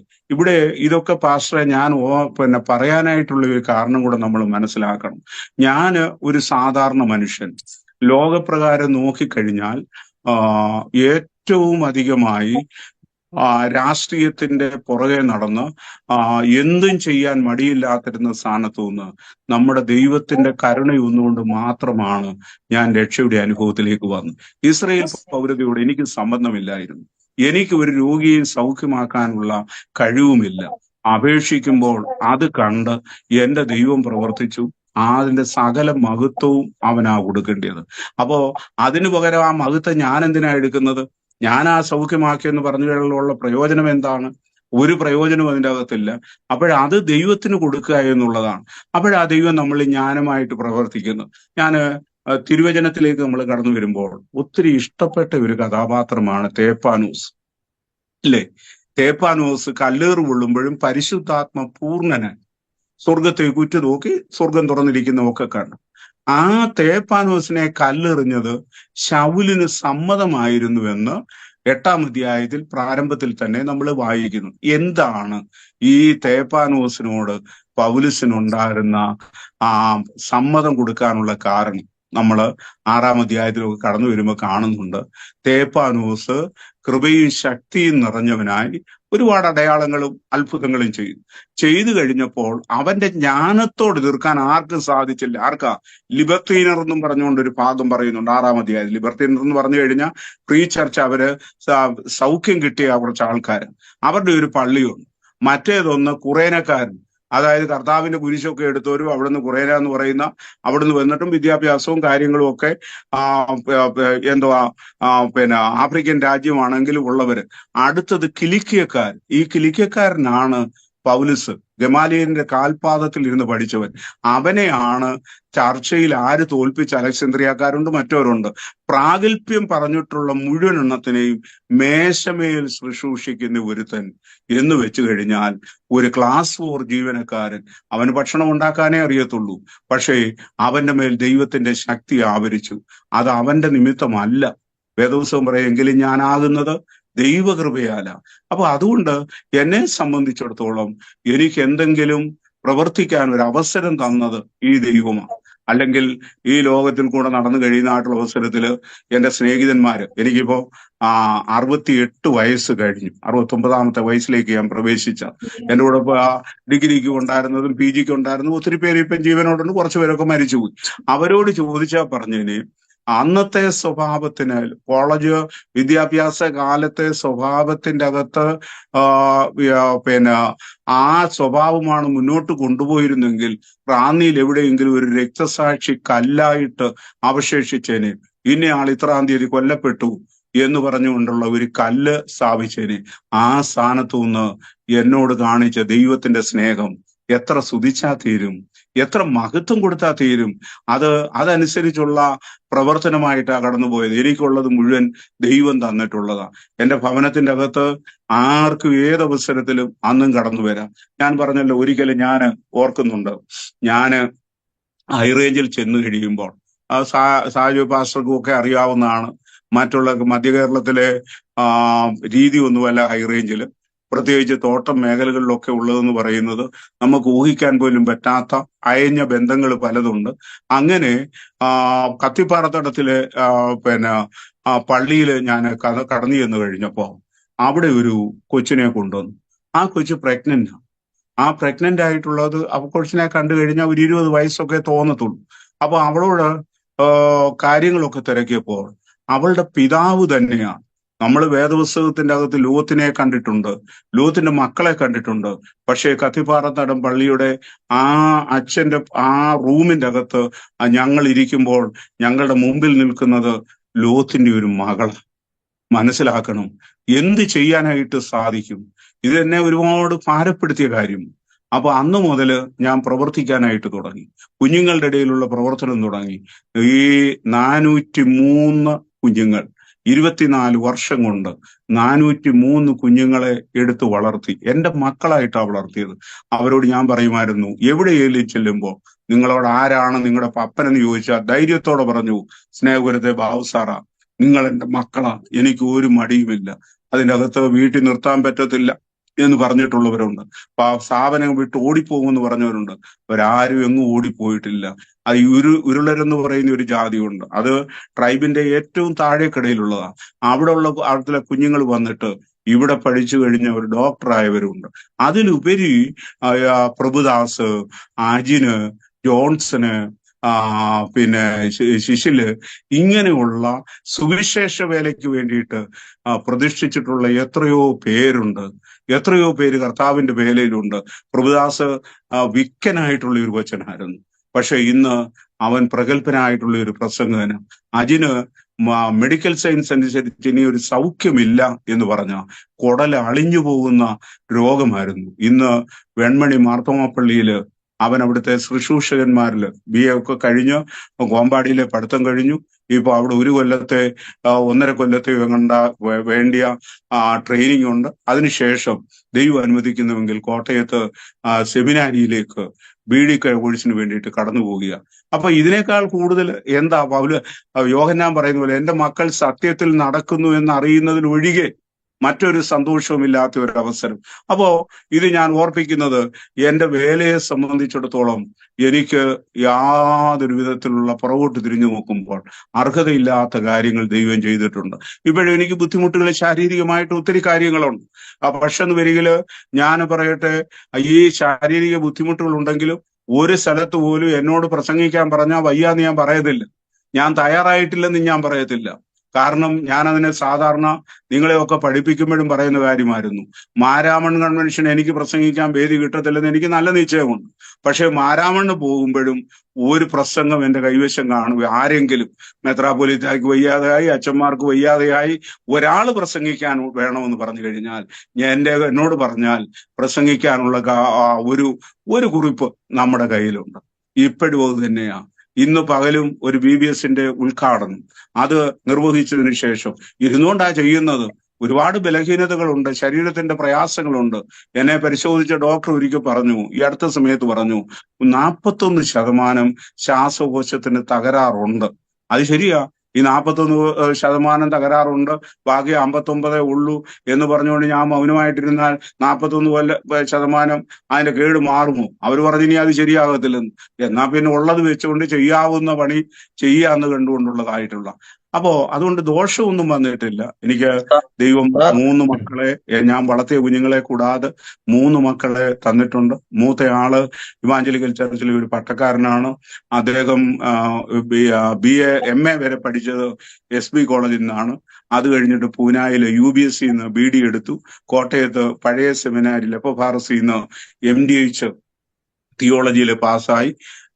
പിന്നീട് ഒരു സെമിനാരിയിലെ മദ്രാസിലുള്ള ഒരു സെമിനാരിയിലെ അക്കാഡമിക് ഡീനായിരുന്നു. അദ്ദേഹത്തിന്റെ ഭാര്യയും 2 കുഞ്ഞുങ്ങളും ഉണ്ട്. ഭാര്യ ഒരു അധ്യാപികയാണ്. അപ്പോ എനിക്ക് സുഖമില്ലെന്ന് അറിഞ്ഞപ്പോ അവരിവിടെ വന്നു. ഇപ്പൊ അവരെന്നോട് കൂടെ ഉണ്ട്. രണ്ടാമത്തെ മകൾ ഒരു ഡോക്ടറാണ്. ഇളയ മകന് MES കോളേജിൽ എരുമേലിലെ ഒരു അധ്യാപകനായിരുന്നു. അദ്ദേഹം ഇപ്പോഴ് ദുബൈയില് ഒരു സ്കൂളില് വർക്ക് ചെയ്യുന്നു. അദ്ദേഹത്തിന്റെ ഭാര്യ ഇവിടെയാണ്. മകൾക്കൊരു മകനുണ്ട്. അപ്പോ ഇതൊക്കെയാണ് നമ്മുടെ സ്ഥിതി എന്ന് പറയുന്നത്. എന്നാൽ എനിക്ക് ഏറ്റവും വലിയ സന്തോഷം, അനന്തരം ഒരു തലമുറ പാസ്റ്റർ സാജു മുതൽ ഇങ്ങോട്ട് വന്നു കഴിഞ്ഞ് ഏറ്റവും അവസാനമായിട്ടുള്ളത് സഹോദരി ബീന വരെ കർത്താവിന്റെ വേലക്കാരായിട്ട് ഏതാണ്ട് 100ഓളം പേര് എന്റെ പിൻഗാമികളായിട്ടുണ്ട്. അതാണ് ഏറ്റവും വലിയ ഒരു ഭാഗ്യം. അതിൽ കൂടി ഒരു ഭാഗ്യം ജീവിതത്തിന്റെ അകത്തില്ല. അതായത് അത്രയെങ്കിലും ഒന്നുമില്ലാതിരുന്ന എനിക്ക് ചെയ്യാനായിട്ട് സാധിച്ചല്ലോ. അത് ചിലരുടെ രോഗങ്ങളെ കർത്താവ് മാറ്റിയിട്ടുണ്ട്, ചിലരുടെ പ്രതിസന്ധികളെ കർത്താവ് മാറ്റിയിട്ടുണ്ട്, ചിലരുടെ വേദനകൾക്കൊക്കെ അവസാനം കൊടുത്തിട്ടുണ്ട്. അതിനൊക്കെ നമ്മളെ എടുത്തത് ഈ ഒരു പ്രത്യേകമായിട്ടുള്ള ഒരു കാര്യമാണ്. കാരണം എന്നോട് ചോദിച്ചു കൊള്ളുക, ദൈവത്തോട് എന്ത് ചോദിച്ചിട്ടുണ്ടോ അത് ദൈവം തരാതിരുന്നിട്ടില്ല. അത് വളരെ വ്യക്തമായിട്ടുള്ള ഒരു കാര്യമാണ്. ഞാൻ ഓർക്കുന്നുണ്ട്, ഈ സിംബാബ്വേയിൽ നിന്ന് ഒരു ടീം ഇവിടെ വന്നു. പാസ്റ്റർ മൈക്കിൾ മെറ്ററ്റായും അതുപോലെ തന്നെ പാസ്റ്റർ ഹെൻറി മൂഷാരി. മൈക്കിൾ മെറ്ററ്റ 4ാമത്തെ വയസ്സ് വരെ മനുഷ്യമാംസം തിന്നയാളാണ്. സുവിശേഷം പറഞ്ഞ് അവർ രക്ഷിക്കപ്പെട്ട് ഫാമിലി ചർച്ച് ഓഫ് ഗോഡ് എന്ന് പറയുന്ന വലിയൊരു സഭ. അദ്ദേഹം പറയുന്നത് അവരുടെ സഭയെ കൂടുതൽ ഉയർത്താനൊന്നും ആളില്ല കേട്ടോ, കാരണം അവർക്ക് സമ്പത്തൊന്നുമില്ല. ഒരു ദിവസം പാസ്റ്റർ ഹെൻറി മൂഷാരിയുടെ സഭയിൽ മാത്രം ഏതാണ്ട് 50,000 പേരിൽ കൂടുതൽ സ്നാനപ്പെടുന്നു എന്നാണ് അദ്ദേഹം പറഞ്ഞത്. അത്രമാത്രമുണ്ട്. കാരണം എല്ലാം സാധാരണക്കാരാണ്, ആഫ്രിക്കക്കാരായിട്ടുള്ള ആൾക്കാരാണ്. ഇവിടെ വന്നു കഴിഞ്ഞതിന് ശേഷം അദ്ദേഹം എൻ്റെ അടുത്ത് പറഞ്ഞു, തിരിച്ചു പോകാൻ നിങ്ങൾ എന്നെ സഹായിക്കും, എനിക്കറിയാമെന്ന് പറഞ്ഞു. വാസ്തവമാ, അവരിവിടെ ഇന്ത്യയിലുള്ള സുവിശേഷ വേലയ്ക്ക് വേണ്ടിയിട്ട് കാണാൻ വേണ്ടിയിട്ട് വന്നതാണ്. ഈ ദൈവദാസനെയൊക്കെ നമ്മൾ സഹായിച്ചതിന്റെ വിവരങ്ങളൊന്നും അതിൻ്റെ അകത്ത് വിഷയമല്ല. ഞാനിത് ഓർപ്പിച്ചത് അവരെ കുറിച്ചൊന്നും വലുതായിട്ടൊന്നും പറയാനില്ല. പക്ഷേ അവിടെയും കടന്നുപോയി അവരോടും സുവിശേഷം പറയുവാൻ അദ്ദേഹത്തിന്റെ ഇടങ്കൈ വലങ്കൈ അറിയാതെ ഇരുന്നതായിട്ടുള്ള ആൾക്കാരോട് എന്റെ ഭാഷയെ പറഞ്ഞു, പരിഭാഷ അവർ നടത്തി. കാര്യാദികൾ എന്തുമാട്ടെ ദൈവം ഇത്രത്തോളം നടത്തി. അതോർത്ത് ഞാൻ ദൈവത്തെ സ്തുതിക്കുന്നു. എല്ലാവരുടെയും പ്രാർത്ഥന അത്യന്താപേക്ഷിതമാണ്. ഒന്നെനിക്കറിയാം, യഹോവയിൽ ആശ്രയിക്കുകയും യഹോവ തന്നെ ആശ്രയമായിരിക്കുകയും ചെയ്യുന്ന മനുഷ്യൻ ഭാഗ്യവാൻ. അങ്ങനെയുള്ള പ്രാർത്ഥിച്ചാൽ രോഗികൾ സൗഖ്യമാകും, പ്രയാസങ്ങൾ മാറും. അത് എന്റെ ആണെന്നൊന്നും പറയരുതെന്നുള്ളതേ ഉള്ളൂ. അതെല്ലാം ദൈവത്തിൻ്റെതാണ്, എല്ലാം ദൈവത്തിൻ്റെതാ. സകല മഹത്വന്. കാരണം ഒരു കാര്യം കൂടെ പാസ്റ്ററെ, ദൈവം തന്റെ മഹത്വം മറ്റൊരുത്തന് വിട്ടുകൊടുക്കത്തില്ല. ദൈവം തന്നെ മഹത്വം അവനാ പ്രവർത്തിച്ചത്, അവിടുന്നാ പ്രവർത്തിച്ചത്, അവന് കൊടുക്കുക. അതിന് നമുക്ക് സാധിക്കണം. കേരളത്തിൽ അറിയപ്പെടുന്ന ഏതൊക്കെ കൺവെൻഷനുകളിൽ സാറ് പ്രസംഗിച്ചിട്ടുണ്ട്? അപ്പൊ മേലുകാവ് CSI ഈസ്റ്റ് കേരള മഹായിടവയുടെ കൺവെൻഷനിൽ 25 വർഷമായിട്ട് സാറ് എല്ലാ കൺവെൻഷനിലും പ്രസംഗിക്കുന്ന ഒരു വ്യക്തിയാണെന്നാണ് എൻ്റെ ഒരു അറിവ്.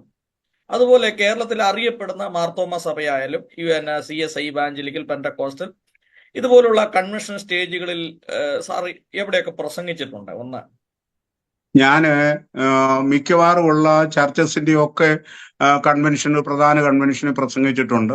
എന്നാൽ തുടർച്ചയായിട്ട് പ്രസംഗിക്കുന്ന ഒന്നാണ് ഈസ്റ്റ് കേരള ഡയോസിസിന്റെ CSIയുടെ ഈസ്റ്റ് കേരള ഡയോസിസ് മേലുകാവ് കേന്ദ്രമാക്കിയിട്ടുള്ള ആ മഹായിടവയുടെ കൺവെൻഷനാണ്. എന്നെ അവിടേക്ക് കൂട്ടിക്കൊണ്ടു പോകുന്നത് CSIയുടെ മോഡറേറ്റർ KJ ശാമുവേൽ തിരുമേനിയാണ്.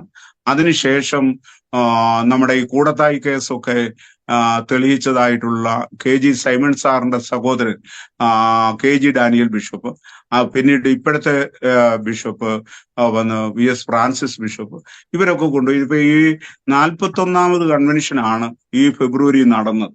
ആ കൺവെൻഷനുകളുടെ ഉള്ളില് ഏതാണ്ട് 26 കൺവെൻഷന് തുടർച്ചയായിട്ട് അവിടെ പ്രസംഗിക്കാനുള്ള ഒരു ഭാഗ്യം ദൈവം എനിക്ക് തന്നു. അതായിട്ടുള്ള കാര്യമാണ്. അതുപോലെ തന്നെ കുന്നംകുളം ഉള്ള ഡയോസിസിന്റെ മർദ്ദമ സഭയുടെ കൺവെൻഷന് പ്രസംഗിക്കാനായിട്ട് ഇടയായിട്ടുണ്ട്. ഇവാഞ്ചലിക്ക സഭയുടെ എല്ലാ ഡയോസിസ് കൺവെൻഷനും ബാഹ്യ കേരള കോൺഫറൻസിനും ഒക്കെ പ്രസംഗിക്കാനായിട്ട് ഇടയായിട്ടുണ്ട്. കൂടാതെ ബഹ്റിനിലുള്ള ബഹ്റിൻ മലയാളി ക്രിസ്ത്യൻ കോൺഗ്രിഗേഷൻ എന്ന് പറയുന്ന 13 സഭകളുടെ കൺവെൻഷന്. അങ്ങനെ കൺവെൻഷനെ കുറിച്ച് എണ്ണി പറയാമെന്നുണ്ടെങ്കിൽ കേരളത്തില് നമ്മുടെ സായാഹ്ന ദീപം എന്ന് പറയുന്ന ഒരു പിന്നെ ചർച്ച ഉണ്ട് കരിക്കത്ത്. അത് പാസ്റ്റർ ജോൺ വർഗീസിന്റെ. അത് കഴിഞ്ഞ വർഷവും ശാരീരിക ബുദ്ധിമുട്ടുണ്ടായിരുന്നെങ്കിലും ഞാനിവിടെ കടന്നുപോയി പ്രസംഗിച്ചപ്പോൾ മിക്കവാറും ഉള്ള സഭകളില് ഉള്ള ഒരുപാട് സഭകളിലുള്ളത് പ്രസംഗിച്ചിട്ടുണ്ട്.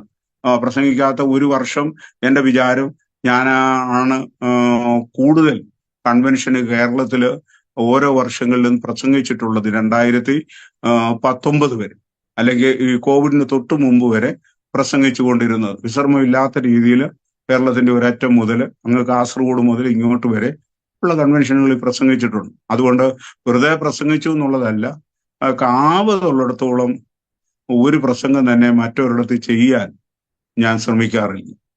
ഓരോ പ്രാവശ്യത്തെ പ്രസംഗവും പുതുതായിട്ട് തയ്യാറാക്കും. ആ തയ്യാറാക്കുന്നതിന്റെ കുറിപ്പ് ഞാൻ സൂക്ഷിക്കാറില്ല.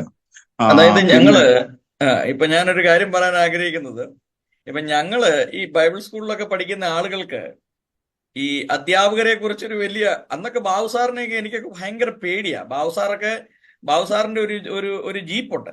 ആ ജീപ്പിന്റെ പേര് ഇവിടുത്തെ ഈ ക്രൂയിസർ പോലെ ഒരു ജീപ്പാണ്. അതിന്റെ മീറ്റർ ട്രാക്സ് 3 പ്രാവശ്യം അതിന്റെ മീറ്റർ മാറ്റി വെച്ചെന്ന് എന്നോട് ഒരിക്കൽ പറഞ്ഞിട്ടുണ്ട്. അപ്പൊ ഞാന് ഈ ബാബു സാറിന്റെ ഒക്കെ ഈ വണ്ടി വരുമ്പോ തന്നെ പിള്ളേരെല്ലാം പേടിച്ച് വിറച്ച്, ഒന്നാമത് ബാബു സാർ ഭയങ്കര ഒരു ദേഷ്യക്കാരനായിരുന്നു, പേടിച്ചിട്ടുണ്ട്. അപ്പൊ ഞങ്ങള് ഈ ബാബു സാറിനെ വിളിക്കുന്നത് ശലോമോൻ എന്നാണ് വിളിക്കുന്നത്. അപ്പൊ ഞാനിപ്പോ അങ്ങ് പറയുന്നതെന്ന് പറഞ്ഞാല്, ഇപ്പോഴാണ് ബാബു സാറുമായിട്ടൊരു സ്നേഹബന്ധത്തിലേക്ക് വരുന്നത്. നേരത്തെ ബാബു സാറിനെ കാണുമ്പോൾ ഓടി രക്ഷപ്പെടുമായിരുന്നു, കാരണം അതുപോലെ ഒരു സ്ട്രിക്റ്റ് ആയിരുന്നു ആണ്. അപ്പം ശലോമോൻ വരുന്നു എന്നാണ് ഞങ്ങൾ പറഞ്ഞത്. കാരണം അപാരമായ ഓർമ്മശക്തിയാണ്. അതിപ്പോ 1980 നടന്ന ഒരു സംഭവമാണെങ്കിൽ പോലും അതിന്റെ ഡേറ്റും സമയവും എല്ലാം ഇത്രയും ഓർത്തു വെക്കുന്ന ഒരാള്.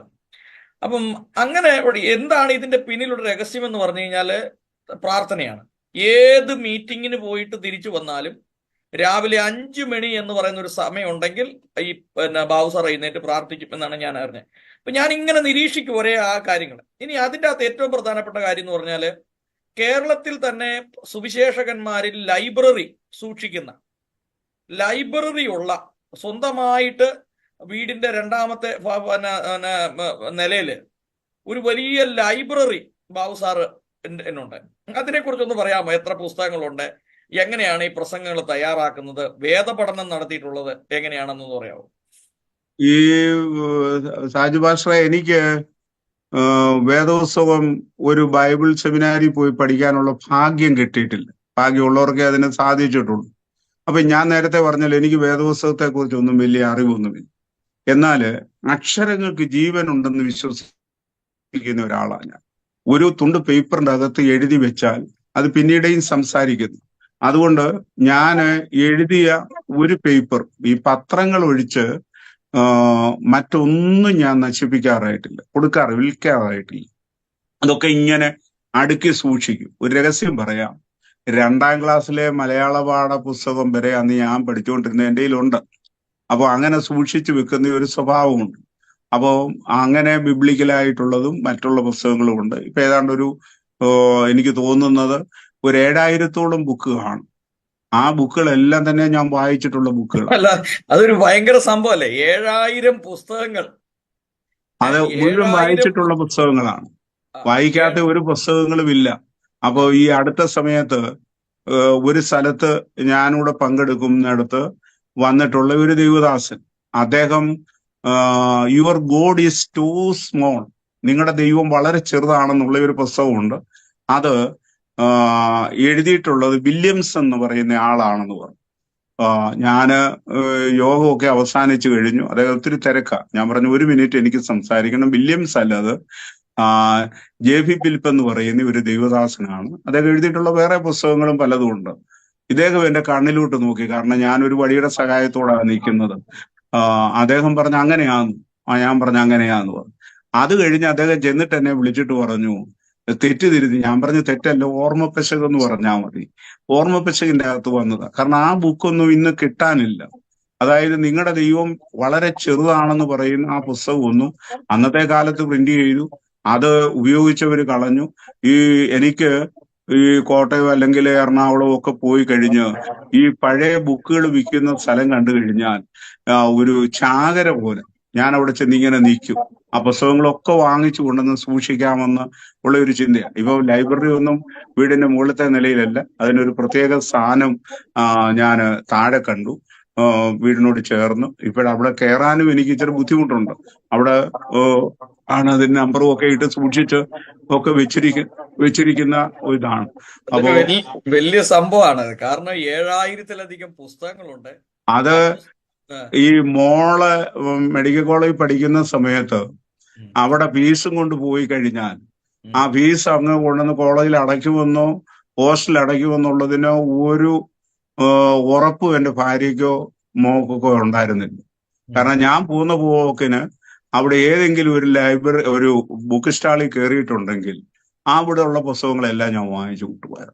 അതിനെക്കുറിച്ച് വേറെ ചിന്തയില്ല. അതുകൊണ്ട് ഇവിടുന്ന് ചെയ്തുകൊണ്ടിരുന്നത് എൻ്റെ ഒരു അടുത്ത സുഹൃത്താണ്, പിന്നെ PWDയുടെ പ്ലാനിംഗ് ഫോറം മെമ്പറായിരുന്ന മാത്യു സമ്മേങ്ങൽ.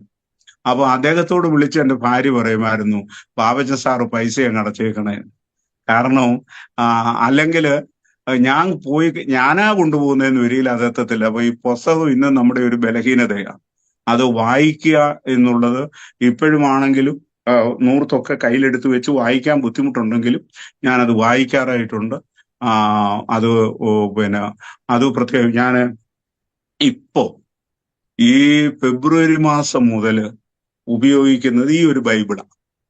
ഈ മറ്റേ സാധാരണ ബൈബിളിനെക്കാട്ടിൽ ഇതിന്റെ അക്ഷരം ഇച്ചിരി വലുതാണ്. അപ്പൊ ഈ ഫെബ്രുവരി മാസം മുതൽ ഞാൻ ഈ വേദപുസ്തകം വായിക്കാൻ തുടങ്ങി. ഫെബ്രുവരി 8-ാം തീയതി മേലുകാവിൽ നിന്ന് വാങ്ങിച്ചതാണ്. അവിടെ കൺവെൻഷൻ പ്രസംഗിക്കാൻ പോയി കഴിഞ്ഞതിന് ശേഷം അവിടുന്ന് ബുക്ക് സ്റ്റോളിൽ നിന്ന് വാങ്ങിച്ചതാണ്. മഴയുടെ ഇതിൻ്റെ അകത്തൊന്ന് വായിച്ചത്. ഞാൻ ഇപ്പോഴേ ഇത് ഏതാണ്ട് അറിയാമോ, റോമാലേഖനത്തിലേക്ക് നാളെ മുതൽ കയറുക. ഇത്രയും സമയം കൊണ്ട് വായിച്ചു കഴിഞ്ഞു. ഒരുമാതിരിപ്പെട്ടതൊക്കെ ദൈവം തമ്പുരാൻ മനസ്സിന്റെ അകത്ത് എഴുതിയിട്ടുണ്ട്. അപ്പോ ചിലർ ചോദിക്കും, ഇതെങ്ങനെ കാണാപ്പാടം പറയുന്നത്? കാണാപ്പാടം പറയുന്നൊന്നും അല്ല. നമ്മൾ ദൈവത്തോട് ചോദിച്ചു കഴിഞ്ഞാൽ, ഞാൻ പറഞ്ഞല്ലോ എനിക്കിതിന്റെ ഒന്നും അറിയത്തില്ലായിരുന്ന എനിക്ക് ദൈവം തന്ന ഒരു വരം, എല്ലാവർക്കും അത് കിട്ടി, ജ്ഞാനം കിട്ടുന്നതാണ്. അപ്പൊ നമ്മൾ ഇന്ന് നമുക്കിത് ഇഷ്ടം പോലെ എന്തുവാ പറയുന്നത്, ഇത് അല്ലെ കുറിപ്പുണ്ട്, ഡിക്ഷണറികളുണ്ട്, ഓൺലൈനിൽ പഠിക്കാനായിട്ട് സാധിക്കുന്നുണ്ട്. പഴയ കാലത്തൊന്നും അതൊന്നും ഇല്ല. എൻ്റെ വല്യപ്പച്ചന് ഒരിക്കൽ ചെയ്ത ഒരു പ്രസംഗമുണ്ട്. ആ പ്രസംഗം 51-ാം സങ്കീർത്തനത്തിൽ നീ ഒടിച്ച് അസ്ഥികൾ ഉല്ലസിക്കട്ടെ എന്ന് ഉള്ള വാക്യം എടുത്തിട്ട് അദ്ദേഹം പ്രസംഗിച്ചു. അസ്ഥി ഒടിഞ്ഞു. അതായത് ഏദൻ തോട്ടത്തിൽ വെച്ച് ദൈവം പുരുഷന്റെ അസ്ഥി ഒടിച്ചു, വാരിയലെടുത്ത് സ്ത്രീയാക്കി. അപ്പൊ അത് ക്രിസ്തുവും സഭയിൽ നിന്നുള്ള ആ ഒരു ചിന്തയിലേക്ക് അദ്ദേഹം കൊണ്ടുവന്നു കഴിഞ്ഞിട്ട് പറഞ്ഞു, ഈ ഒടിച്ച അസ്ഥികൾ അല്ലെങ്കിൽ മണവാട്ടി ഉല്ലസിക്കുന്ന ഒരു ദിവസമുണ്ട്, മണവാളം വരുന്നത്. നമ്മളെ കൊണ്ട് സാധിക്കുന്ന ഒരു പ്രസംഗമല്ല എന്നുള്ളത് ഞാൻ പറയാം. കാരണം അന്നത്തെ സമയത്ത് അതിന് പഠിക്കാൻ അദ്ദേഹത്തിന് കൈവശമുള്ളത് 5 രൂപയുടെ ഒരു ഒത്തുവാക്കിയുള്ള ഒരു പുസ്തകം. ഇന്നിപ്പോഴത്തെ ഏത് വേണമെങ്കിലും എടുക്കാൻ നമുക്ക് ഗൂഗിളിന്റെ അകത്ത് സെർച്ച് ചെയ്യാം, അതിൻ്റെ അകത്ത് കിട്ടും. പക്ഷെ ദൈവം കൊടുക്കുന്ന ജ്ഞാനം വേറെ, ദൈവത്തിന്റെ സന്നിധിയിൽ നമുക്ക് ലഭിക്കുന്ന ജ്ഞാനം വേറെയാണ്. അതുകൊണ്ട് അവന്റെ പാദപീഠത്തിൽ കവണ് വീഴുന്ന ഞാൻ കണ്ടിട്ടുള്ള സാമ്പത്തികമായിട്ടുള്ള ആവശ്യങ്ങളൊക്കെ എന്നെ സംബന്ധിച്ചിടത്തോളം ഒത്തിരി ഉണ്ടായിട്ടുണ്ട്. ഒരു 2017 എനിക്ക് 58 ലക്ഷം രൂപയുടെ ചെലവ്. അതൊന്നും എന്റെ ഭാര്യയുടേതോ എന്റെ മക്കളുടെ ഇവിടെ ഞങ്ങൾക്ക് ജനിച്ച കുഞ്ഞുങ്ങളുടെ ആവശ്യത്തിന് വേണ്ടിയിട്ടല്ല, ഞാൻ വളർത്തുന്ന കുഞ്ഞുങ്ങളുടെ ആവശ്യത്തിന് വേണ്ടിയിട്ടുള്ളതാണ്. ഒറ്റ പൈസ പോലും ഞാൻ കടം ആരോടും വാങ്ങിച്ചിട്ടില്ല. ഒറ്റ പൈസയ്ക്ക് പോലും ഒരുത്തരോട് വേണമെന്നും പറഞ്ഞിട്ടില്ല. അപ്പോഴും വേണ്ടുന്നത് അന്നത്തെ ആഹാരം തരണമെന്ന് പറയുന്ന പോലെ അതൊരു അത്ഭുതമാണ്. ഞാൻ തന്നെ അത്ഭുതകരമായിട്ടുള്ള രീതിയിലത്തേക്ക് തിരിഞ്ഞ് നിന്ന് കഴിഞ്ഞിട്ടുണ്ട്. ഇപ്പോ ഒരു ദൈവദാസന് വേണ്ടിയിട്ടുള്ള ഒരു വീടിന്റെ കാര്യത്തിന് അദ്ദേഹം പറഞ്ഞു. അപ്പോൾ ഞാൻ തന്നെയൊന്നുമല്ല, അദ്ദേഹം പറഞ്ഞു എന്ന് പറഞ്ഞാൽ തെറ്റ. അദ്ദേഹം മരിച്ചു. അദ്ദേഹത്തിന്റെ ഭാര്യയും മക്കളുടെ കാര്യത്തിന് വേണ്ടിയിട്ടൊക്കെ വേറെ ചിലരൊക്കെ ഉണ്ട്. അപ്പോ എന്റെ കൂടെ നിന്നിരുന്ന ഒരാള് പറഞ്ഞു, ബാബു സാർ അതിൻ്റെ അകത്ത് ഇത്ര രൂപ തരും. സാജു പാസ്റ്ററെ, എന്റെ ഈ 10 രൂപ എടുക്കാനില്ല. വളരെയധികമായിട്ട് ഭാരപ്പെട്ടുകൊണ്ട് നിൽക്കുന്ന സമയമാണ്. പക്ഷെ ഇന്ന് എന്റെ ഒരു പെങ്ങളുടെ മകൻ വന്നു കഴിഞ്ഞിട്ട് എന്റെ കൂട്ടുകാരൻ ഞാൻ കൊടുക്കുമെന്ന് പറഞ്ഞ എത്ര രൂപയാണ്, അത്രയും രൂപ എന്നെ പിടിച്ചേൽപ്പിച്ചു പോയി. അദ്ദേഹം പറഞ്ഞില്ല എനിക്കിങ്ങനെ ഒരു കമ്മിറ്റ്മെന്റ് ഉണ്ടെന്ന്. ഞാൻ ഉടനെ തന്നെ എന്റെ ഭാര്യയെ ഏൽപ്പിച്ച് ഞാൻ പറഞ്ഞു, നേരെ വിളിച്ചു കൊടുത്തേര്, വേണ്ട കൊടുക്ക്. അപ്പോ നമുക്ക് വേണ്ടി പ്രവർത്തിക്കുന്ന ഒരു ദൈവം, ആ ദൈവം വിശ്വസ്തനായിട്ടുള്ളതാണ്. പിന്നെ എനിക്ക് മുമ്പേ പറഞ്ഞല്ലോ, എനിക്ക് ഒരു കാര്യത്തിന്റെ അകത്ത് വളരെ സങ്കടമുണ്ട്. യേശു കർത്താവ് സൗഖ്യമാക്കുന്നതിന് ഈ പാവപ്പെട്ടവരെ സ്റ്റേജിലോട്ട് കയറ്റി നിങ്ങൾക്ക് എന്തോ കിട്ടി പറഞ്ഞാട്ട് ഇങ്ങനെയാണ്. ഇതൊക്കെ തെറ്റാ. അത് ചെയ്യാൻ പാടില്ല. അത് കർത്താവ് സൗഖ്യമാക്കട്ടെ. കർത്താവ് സൗഖ്യമാക്കുന്നതിന് സകല മഹത്വവും കർത്താവിനാണ് കൊടുക്കണ്ടേ. അതുകൊണ്ടാണ് കർത്താവ് പലപ്പോഴും അമർച്ചയായിട്ട് ആൾക്കാരെ പറഞ്ഞത്, ഞാൻ ചെയ്തതാ ഇന്നാരെന്ന് പറയരുത് എന്ന് പറഞ്ഞത്. അത് പറഞ്ഞില്ലയോ എന്ന് ചോദിച്ചു കഴിഞ്ഞാൽ അനുസരണക്കേടാണെന്നേ ഞാൻ പറയത്തുള്ളൂ. അപ്പോ ഇന്നും അത്ഭുതങ്ങളുണ്ട്, ഇന്നും അടയാളങ്ങളുണ്ട്. വിശ്വാസി സമൂഹം ഒരു മനസ്സോടെ നിന്ന് പ്രാർത്ഥിച്ചാൽ അത്ഭുതങ്ങൾ ചെയ്യുക തന്നെ, നടക്കുക തന്നെ ചെയ്യും. അതിനൊരു സംശയമില്ല. അത് ഏത് സ്ഥലം, നമ്മളൊരു സ്ഥലത്തെ ഒന്ന് അവകാശം പറഞ്ഞ് പ്രാർത്ഥിച്ചേ, ആ സ്ഥലം നമ്മുടെ കൈവശമാണ്, ആ ദേശം നമ്മുടെ കൈവശമാണ്. ഒരു സംശയവും വേണ്ട. എനിക്ക് ഒത്തിരി പുസ്തകങ്ങൾ എഴുതാൻ ദൈവം നൽകിയിട്ടുണ്ട്. വെള്ളത്തൂവൽ സ്റ്റീവന്റെ ജീവചരിത്രം എഴുതി. അപ്പോ അതുപോലെ തന്നെ മാർത്തോമാ സഭയുടെ ആദ്യത്തെ വേലസ്ഥലമായിരുന്നു പാലക്കാട് മിഷൻ. പാലക്കാട് മിഷന്റെ പാലക്കാട്ടച്ഛൻ എന്ന് പറയുന്ന, പിന്നീട് ഇവാഞ്ചലിക്കലിലെ ആദ്യത്തെ ബിഷപ്പന്മാരിൽ ഒരാളായിരുന്ന ജോൺ വർഗീസ് ബിഷപ്പിന്റെ ജീവചരിത്രം, പാലക്കാടിന്റെ പകൽ വെളിച്ചം. അതുപോലെ തന്നെ ഹോമിയോയിലെ അവസാനത്തെ വാക്കെന്ന് പറയാവുന്ന ഒരു ഡോക്ടറാണ് ഡോക്ടർ KT അലക്സാണ്ടർ, കുഴൽമന്നത്ത് പാലക്കാട്ടുള്ള. അദ്ദേഹത്തിന്റെ ജീവചരിത്രം, EU എന്ന് പറയുന്ന സംഘടനയുടെ ആദ്യ സെക്രട്ടറി ആയിട്ടിരുന്ന, ഇവാഞ്ചലിക്കലിലെ വികാരി ജനറൽ ആയിട്ടിരുന്ന ചാണ്ടപ്പിള്ളയച്ചന്റെ ജീവചരിത്രം. അപ്പോ അങ്ങനെ ഒത്തിരി പുസ്തകങ്ങൾ, കുരിശിന്റെ ചുവട്ടില്, നിഴലില്, ഏതാണ്ട് 13ഓളം പുസ്തകങ്ങൾ എഴുതാൻ ദൈവം കൃപ ചെയ്തു. ഈ പുസ്തകത്തിന്റെ അകത്ത് ചിലര് പറയും, എന്റെ കൂടെ തന്നെ അറിയാവുന്ന ചിലരൊക്കെ പറയാറായിട്ടുണ്ട്, ആ പുസ്തകം എഴുതിയപ്പോ ഇത്ര രൂപ കിട്ടി. എനിക്ക് ഒരു പൈസയും കിട്ടിയിട്ടില്ല. ഒരു പൈസയും ഞാൻ ആരോടും ചോദിച്ചിട്ടില്ല. ആര് വന്ന് ചോദിച്ചിട്ടുണ്ട്? ചിലയിടത്തൊക്കെ ചെന്ന് കഴിയുമ്പോൾ സൺഡേ സ്കൂളിന് സമ്മാനം കൊടുക്കാൻ ഈ പുസ്തകങ്ങൾ ഞാൻ എടുത്തു കൊടുത്തിട്ടുണ്ട്. കാരണം വല്ല വിധേനയും ആരെയെങ്കിലും ഒക്കെ തീയിൽ നിന്ന് വലിച്ചെടുക്കാനായിട്ടുള്ള ഒരു കൃപ. ഏതായാലും സാജു പാസ്റ്ററും കൂടെയുള്ള സഹോദരങ്ങളും ബലഹീനനായ എന്നെ ഓർത്തതിന്, ഇങ്ങനെ ഒരു ഇന്റർവ്യൂ ക്രമീകരിച്ചതിന് ഒരുപാട് നന്ദി. ദൈവം നിങ്ങളെ അനുഗ്രഹിക്കട്ടെ. ആയിക്കോട്ടെ. ഒരു കാര്യം കൂടെ ചോദിച്ചോട്ടെ. സാറിന് ശാരീരികമായ ബുദ്ധിമുട്ടുണ്ടെന്ന് എനിക്കറിയാം. ഈ സാമൂഹിക പ്രവർത്തനങ്ങളിലെ കുറെ ആളുകൾക്ക് വീടും കാര്യങ്ങളൊക്കെ സാർ വെച്ച് കൊടുത്തിട്ടുണ്ടെന്നുള്ള ഒരു അറിവ് എനിക്കുണ്ട്. അപ്പൊ ഇങ്ങനെയുള്ള ഒരു സാമൂഹിക പ്രവർത്തനങ്ങളുമായിട്ട് ബന്ധപ്പെട്ട് എന്തൊക്കെയാണ് ചെയ്തിട്ടുള്ളതെന്ന് ജസ്റ്റ് ഒന്ന് പറയുവാണെങ്കിൽ. ഞാന് ഏതാണ്ട് ഒരു കണക്കെടുത്തു കഴിഞ്ഞാൽ ഒരു 350ഓളം വീടുകൾ ചെയ്തു കൊടുത്തിട്ടുണ്ട്. പാസ്റ്റർ, ഞാൻ ഒരുപാട് പ്രാവശ്യം വിദേശത്ത് സഞ്ചാരം നടത്തിയിട്ടുണ്ട്. ആ സഞ്ചാരം നടത്തി കഴിഞ്ഞപ്പം കിട്ടിയിട്ടുള്ള പൈസയുണ്ട്. ഇവാഞ്ചലിക്കൽ ചർച്ചിന്റെ ഇവിടുത്തെ വണ്ടമേട്ടിലെ പാഴ്സനേജ്, അതുപോലെ തന്നെ മന്തിപ്പാറ അവിടുത്തെ പാഴ്സനേജും പള്ളി, കാമാക്ഷിയിലത്തേത്, ഇങ്ങനെ ഒത്തിരി പള്ളികൾ വെച്ചിട്ടുണ്ട്. അതോടൊപ്പം തന്നെ ഈ സുവിശേഷ വേലക്കാർ എപ്പോഴും ആർക്ക് വേണേലും തല്ലാവുന്ന ഒരു കൂട്ടം ആൾക്കാരാണെന്നാണ് ഞാൻ വിചാരിക്കുന്നത്.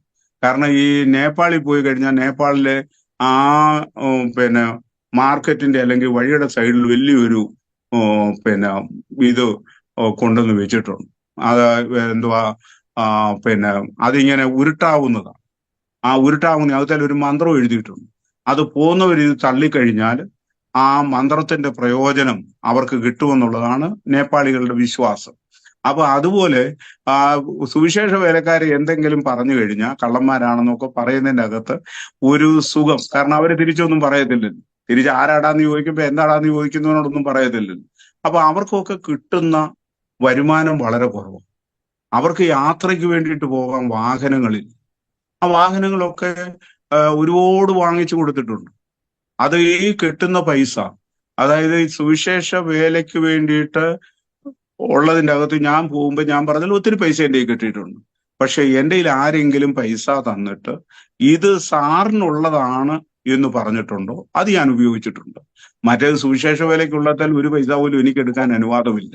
അത് അതിനു വേണ്ടിയിട്ടുള്ളതാണ്. അതിനു വേണ്ടിയിട്ടുള്ളത് അവരുടെ വേലക്കാർക്ക് വേണ്ടിയിട്ട് കൊടുത്തിട്ടുണ്ട്. കുഞ്ഞുങ്ങളുടെ വിവാഹത്തിന് സഹായിച്ചിട്ടുണ്ട്. അതൊന്നും എടുത്തു പറയേണ്ട കാര്യങ്ങളൊന്നുമല്ല. അതായത് അവരെന്റെ കൂട്ടു സഹോദരന്മാരല്ലേ. വാഹനമില്ലാതെ ഒരാൾ സഞ്ചരിക്കുമ്പോൾ അവർക്ക് എത്ര ബുദ്ധിമുട്ടുണ്ടാകും. ഒരു ലൈൻ ബസ്സിൽ അല്ലെങ്കിൽ പോയി കഴിഞ്ഞിട്ട് ചെല്ലുന്ന ആരാധനാലയത്തിൽ ഇച്ചിരി താമസിച്ചെങ്കിൽ ആ പള്ളിക്കാരെല്ലാം കൂടെ അവരുടെ നേരെ കയറത്തില്ലേ. അതങ്ങനെയുള്ള അവസരം ഉണ്ടാകാതെ ദൈവം നടത്തുന്ന ദൈവം ഈ ഞാൻ ചെയ്തതിനൊക്കെ പിന്നെ മറു കാര്യം കൂടെ ഉണ്ട്. എന്നാണെന്നറിയാമോ? ആകാശത്തിന്റെ കിളിവാതിൽ തുറന്ന് സ്ഥലം പോരാതെ വരുവോളം അനുഗ്രഹിക്കാമെന്നുള്ളൊരു വാഗ്ദത്വവും കിടപ്പുണ്ട്. അപ്പൊ അനന്തര തലമുറയ്ക്ക് അതിൽ കൂടുതൽ എന്തുവാ ഞാൻ ശേഖരിച്ചു വെക്കേണ്ടത്? അപ്പോ എൻ്റെ കൂടെ വളർന്നിട്ടുള്ള കുഞ്ഞുങ്ങള്, അവർക്ക് ആർക്കും ഒരു ദോഷം വന്നിട്ടില്ല. അവരുടെയൊക്കെ വിവാഹം നടത്തി കൊടുത്തിട്ടുണ്ട്. ചിലരുടെ ഒക്കെ ആണെന്ന് വരികിൽ അമ്മമാരെ അപ്പന്മാര് കൊന്ന കുഞ്ഞുങ്ങൾ എൻ്റെ കൂടെ ഉണ്ടായിട്ടുണ്ട്. അവരുടെ ഒരിക്കലും ഒരു കൊച്ചൻ പറഞ്ഞു അവന്റെ ആഗ്രഹം ഒരു പോലീസുകാരനാണ്. അതെന്തിനാണ് പോലീസുകാരനാകുന്നതെന്ന് ചോദിച്ചാൽ അവന്റെ അപ്പനെ പിടിച്ച് ലോക്കപ്പിലിട്ട് അടിക്കണമെന്നുള്ളതായിരുന്നു അവന്റെ ചിന്ത. കാരണം അത്രമാത്രം അപ്പൻ അവന്റെ അമ്മയും അവനെ ഉപദ്രവിച്ചിട്ടുണ്ട്. അതൊക്കെ ഇന്നൊക്കെ ആ കുഞ്ഞിന്റെ കൂടെ അവന്റെ അപ്പൻ താമസിക്കുന്നത്. കാരണം ആ രീതിയിൽ മാറ്റിയെടുക്കാൻ ദൈവം ഇട നൽകി. അത് എൻ്റെ ജീവിത ശൈലിയും കൂടെ ആയിരിക്കാം. പിന്നെ സാജു പാസ്റ്റർ പറഞ്ഞ പോലെ ദേഷ്യപ്പെടുന്നത്, ആ ദേഷ്യപ്പെട്ടത് കൊണ്ടാണ് നിങ്ങൾ പലരും ഇന്ന് കർത്താവിന്റെ വേലയിലായത്. കാരണം മുറിവിനെ ലഘുവായി ചികിത്സിക്കുകയല്ല വേണ്ടുന്നത്. അപ്പോ അതിനെ വേണ്ടുന്ന രീതിയിൽ കാര്യങ്ങൾ ഗൗരവമായിട്ട് തന്നെ പറഞ്ഞിട്ടുണ്ട്. അതുകൊണ്ട് ശത്രുക്കളും ഉണ്ടായിട്ടുണ്ട് കേട്ടോ, ഇല്ലെന്നൊന്നും ഞാൻ പറയത്തില്ല. പക്ഷെങ്കില് പ്രയോജനപ്പെടുമെന്ന് വിചാരിച്ചിട്ടുള്ള ഒരുത്തരെയും ദൈവം തള്ളിക്കളഞ്ഞിട്ടില്ല. അവരെ ഇവിടെ താമസിക്കാൻ അന്നും ഇന്നും വാതിലുകളുണ്ട്. ഒരു ബുദ്ധിമുട്ടുമില്ല. ഞങ്ങളുടെ വരാം, താമസിക്കാം, കാര്യാദികളിലൊക്കെ കൂടെ നടക്കും.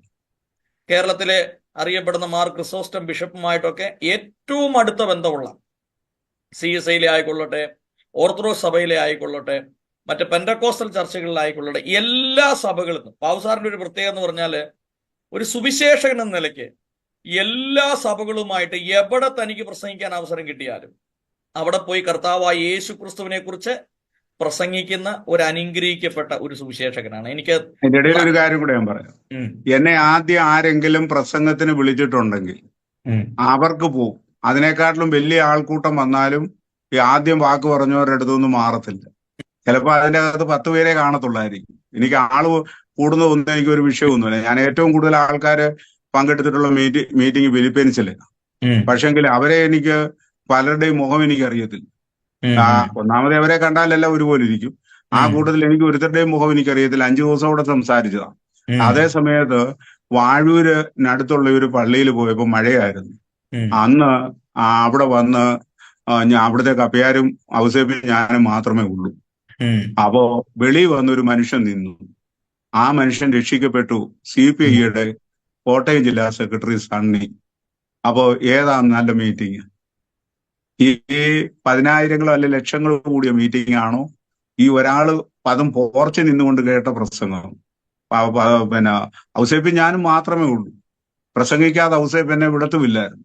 സുവിശേഷ വേലയ്ക്ക് ഇറങ്ങുന്ന ഒരു 30-35 വയസ്സിലല്ലേ? അതോ ഇല്ല, 81-ലാണ് രക്ഷിക്കപ്പെടുന്നത്. അപ്പൊ അന്ന് 26 വയസ്സായതേ ഉള്ളൂ.